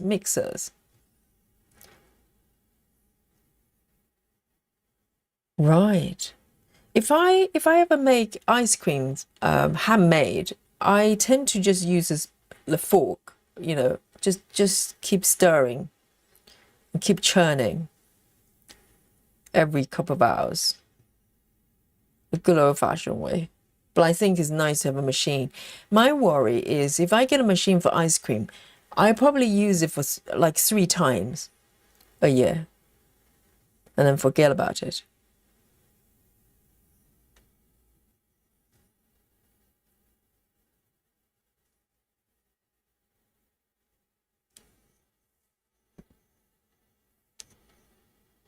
Crimsicle, passion for stamping. What's crimsicle? This is all coming out. So fudgesicle is actually a thing. Is it ice based? So it's just fudge. Just fudge on the stick. What about meatballs? Meatballs on the stick. Is it meat sickle? I just invented a new food for our American friends.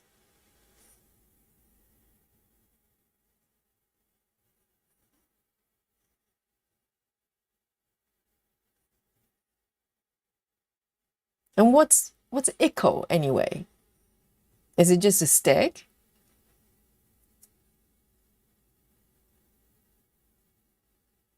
Oh, sickle for ice icicle. Oh dear. Right, so it's like a ice stick. I get it. All right, all right.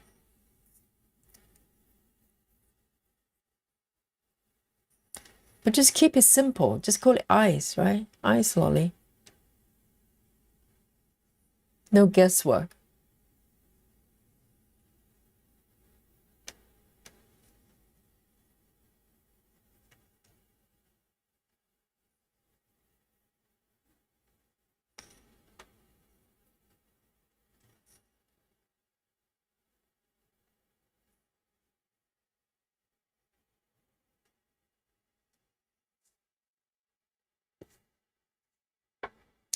Grace says it's so worth it because you can make it as healthy as you want using less sugar or stevia, protein powder, etc. So what does protein powder do for ice cream then?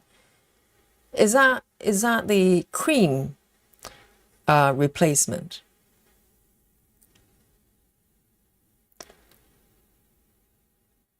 Because protein powder is protein, or maybe it's a cream, dairy replacement. I know people use protein powder to bake cookies, etc., biscuits.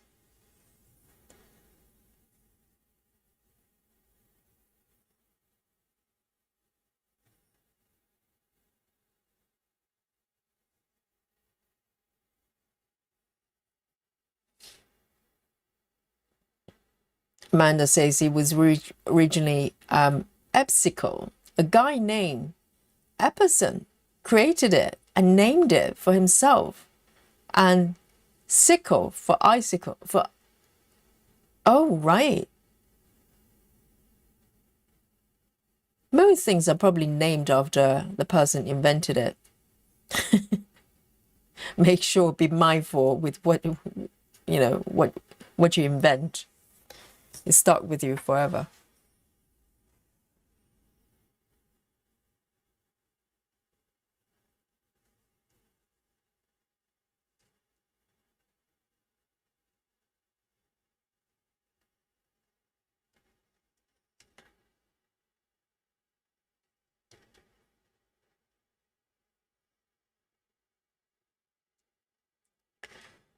And Betty says fudgesicles are made with milk. My home state of Tennessee has free tour at all the Mayfield manufacturing. Oh, so it's like a local delicacy. What do you mean by made with milk? Because fudge, I understand. Fudge is fudge. But is it ice dessert or is it... because fudge, yes, fudge is made with milk for sure. What is fudge made with? A lot of, probably sugar. Fudge, I'm trying to think. Fudge, how do you make fudge?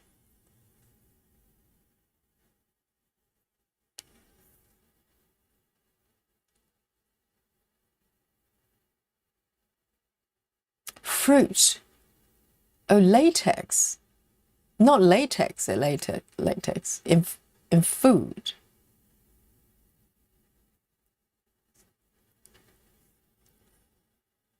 Crimsicle.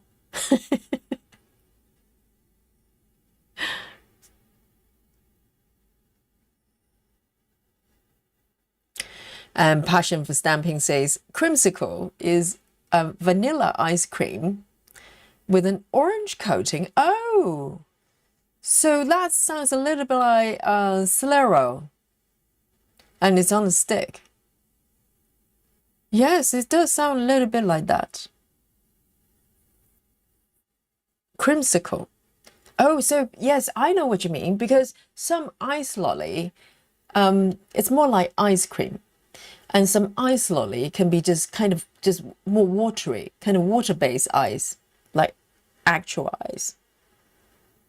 So, okay, so there's a distinction with the name as well. Interesting.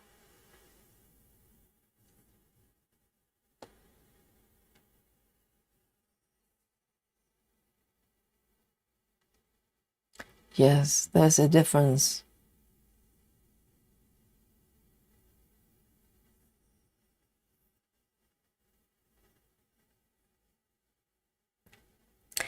Rachel says, I work in medical field, and ice lolly made me think of a certain treatment for something I want to say. Spare us, Rachel. I think that this is probably one of the things. If you don't say it, we're curious. But once we've heard it, we probably think, well, I wish I hadn't.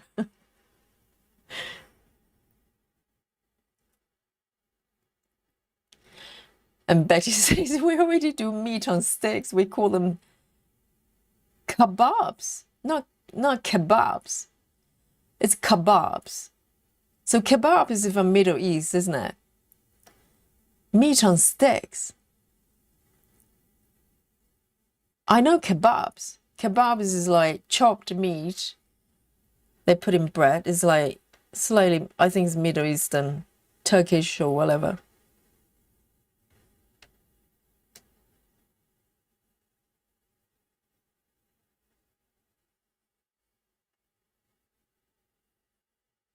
Ah, so cream fudge. I can't even say it.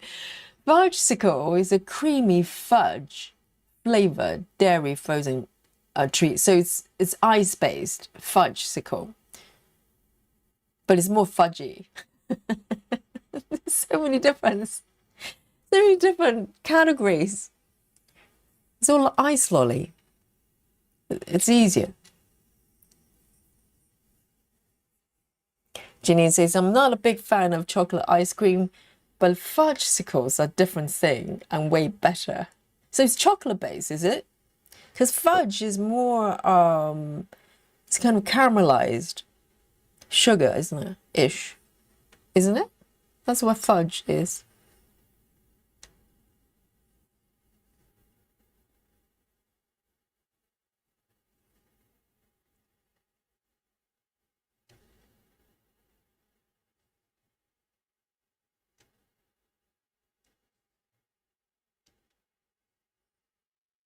And two more. I'm going to end a thread.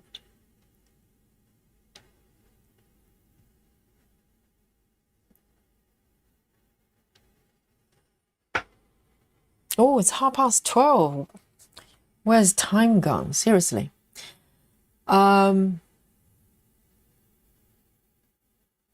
Grace says you can use almond milk or coconut milk instead of cow milk and add protein powder for more protein. Interesting. So yes, it's quite coconut milk is quite frequently used for dairy-free ice cream because coconut cream can be quite thick. And the protein powder is probably maybe gives it more, I don't know, more like a binder, because protein in baking, for instance, a lot of time is acting as a binder, like gluten.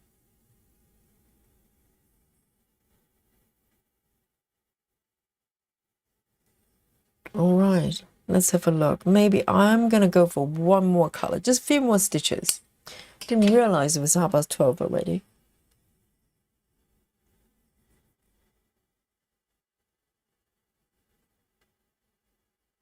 Oh, so Monique is not only allergic to cats, many other things.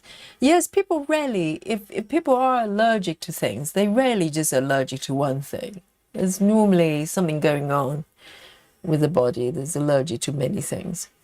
I quite fancy, let me have a look. Let me just pick one more color here.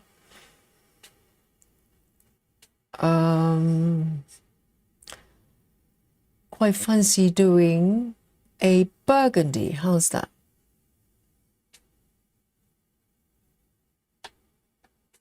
Let me pick this one. This is A14. I'll just do a few more stitches of this one. A14, and it's going to be my final choice. I've got one here.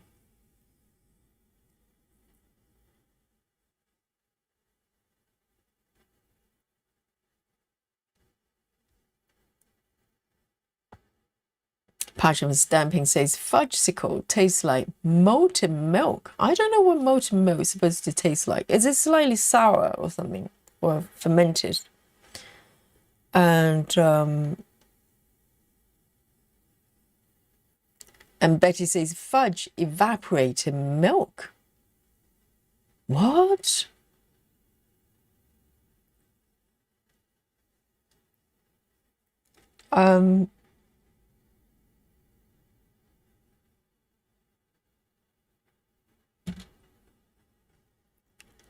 Let's have a look. Where shall I start here?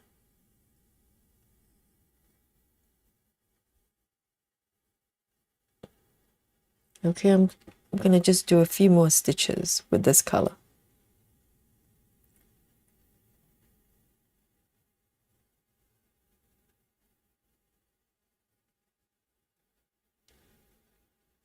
It's really lovely burgundy.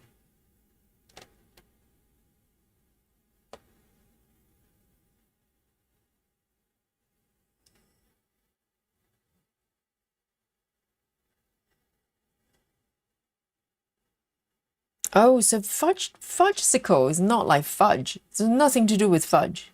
It's more like chocolate flavor, malty frozen treat.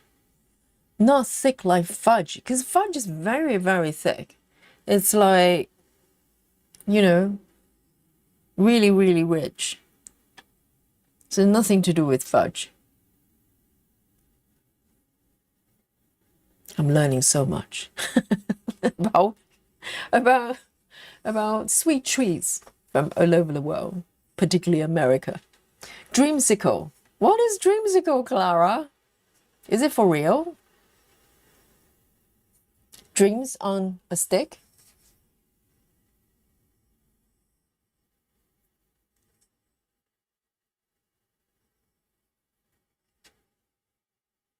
Amanda says dreamsicle can also be swirled orange sorbet and ice and vanilla ice cream. Right. Oh, I see. I can visualize it. That's a very good description. I get it.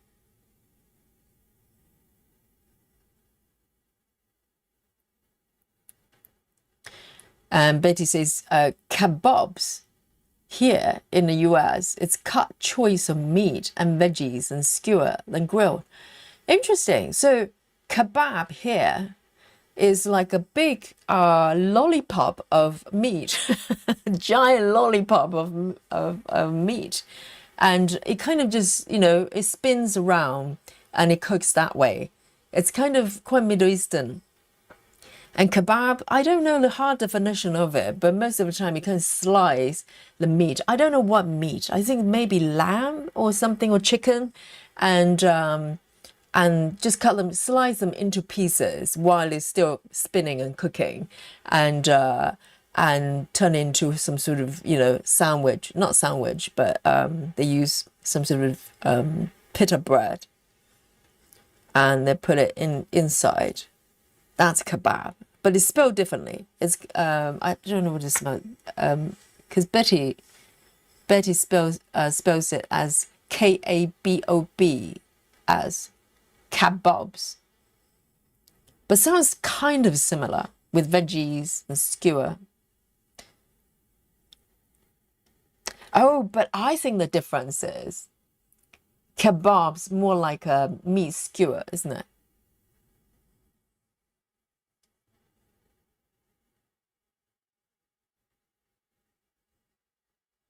All right, then I'm going to just do a couple more here, and this would end this beautiful session. Maybe just one more here, and maybe just two more. They're here. Very tempting.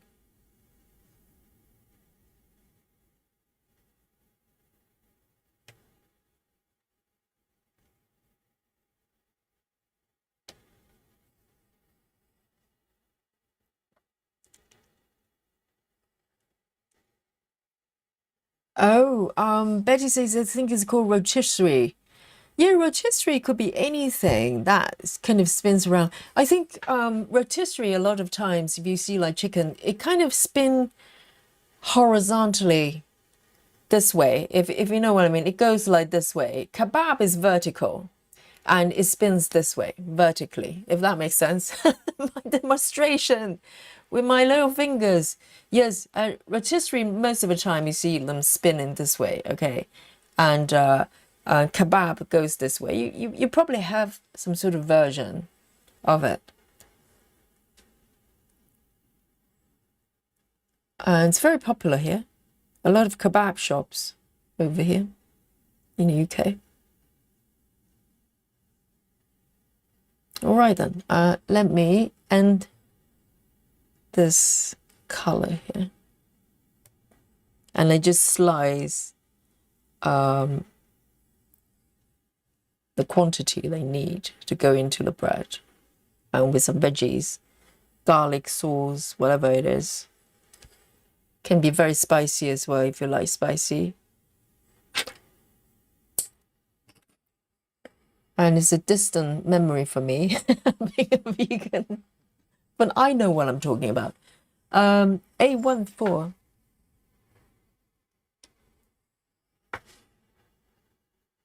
Yes, it's spinning very slowly. Shish kebab, yes. Oh, it's spelled slightly different. Well, I'm sure I'm not well versed in the Middle Eastern cuisine. Yes, shish kebab is probably meat actually on a metal stick, right? And they grill accordingly. So it's not coming from a giant meat kebab, meat lollipop. That's the way I can describe it.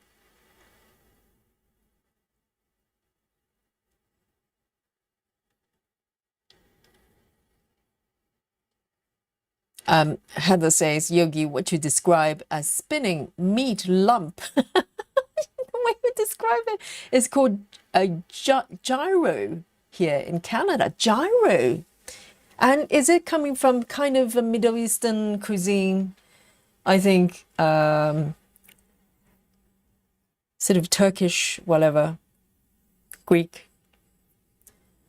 All right then, guys. This is where I am today. Let's have a look. Let me zoom out. Oh, this beautiful piece. Let me just zoom in a little bit so you can appreciate what I've done today, which is very subtle. Okay, very subtle. So today I kind of focus on this piece. Can you see some blue colors emerging? That was what I was looking for. And but a lot of sweet hand stitches as well, dark colors here. Did a little bit over there, but I managed to reach the red as well, which is very pretty. So something's happening here, and it's just great fun. I just follow the colors and just go wherever the color goes. Oh, so it's Greek, is it? Yes, it's Lebanese. Yes, that neck of the wood. You know, the Middle Eastern. You know, they're probably so mad. They go, they're different. Yes, I'm not that well versed in the kebab zone, but I roughly know the difference. Yes, from that area, isn't it? And so yes, so here we go. This is what I've got today. I've been stitching Traveling Library. Maybe you have been as well. It's a beautiful piece. Let me show you the markup, okay, in case you missed in the beginning. This is what I'm stitching. And you might be wondering where I am. Very good. So I'm in the middle. I'll show you on my app as well. It's probably easier. But I started from middle and top, right in the middle. From the top border and moving down a little bit. So currently I'm stitching the beautiful arch that's above the window and the bed as well. So nice and slowly. And let me show you my app here. So this is where I've been stitching, okay? And I'm going to switch on my markup for you so you know what I've been doing. I would like to know, actually. A lot of times I don't refer to markup.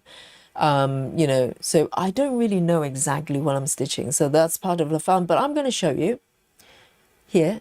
This is where I am. So there's quite a lot of color changes here. If I zoom out, you can see, yes, I'm at the upper right side of this little arch here. And slowly going down. I would love to stitch the curtain, actually. It's so pretty. Oh, my goodness. And also on the left side, can you see this bit? The wallpaper or whatever it is. It's gorgeous. Or maybe it's a curtain as well, some sort of drape. And so a lot going on in this area, definitely. Tons and tons of colors.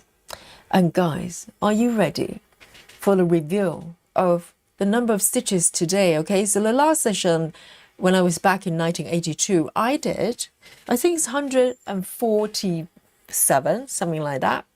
And today, back to 2026. Okay, let's see if we can do a little bit better. Who knows?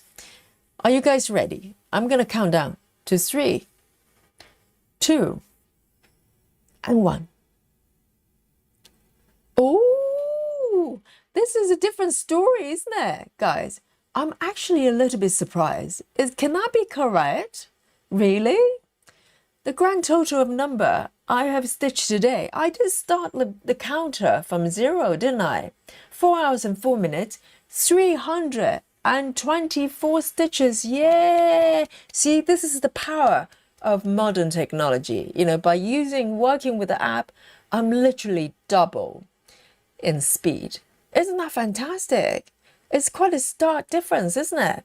From 140, let me have a look. Yes, 147. Okay, I've got it here. 147 stitches, and today over 300. Remarkable. And I'm stitching the same way. The only difference is either I'm working with the app or with a piece of paper. So round of applause for Yogi. Yes, I'm very proud. I'm slightly surprised. I was thinking maybe 250, something like that. But a lot of 310, maybe that helped as well. So there you go. Let me zoom out a little bit more so you can witness the full glory of this is pretty much all I've completed since last October. Okay, so I really enjoyed it. It's so pretty, isn't it? And if you haven't, you know, if you're thinking whether you should be stitching this piece, think no more. Just go and grab it. Okay, it's Amiee Stewart, and it's not part of the sales anymore, but there you go, it's worth it.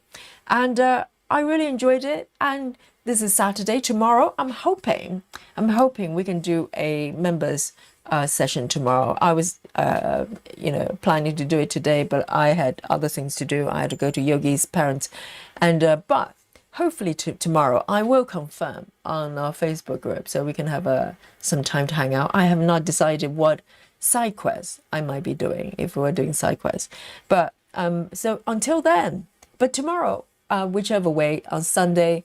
We have Sunday session as well, so I'm going to see you all here.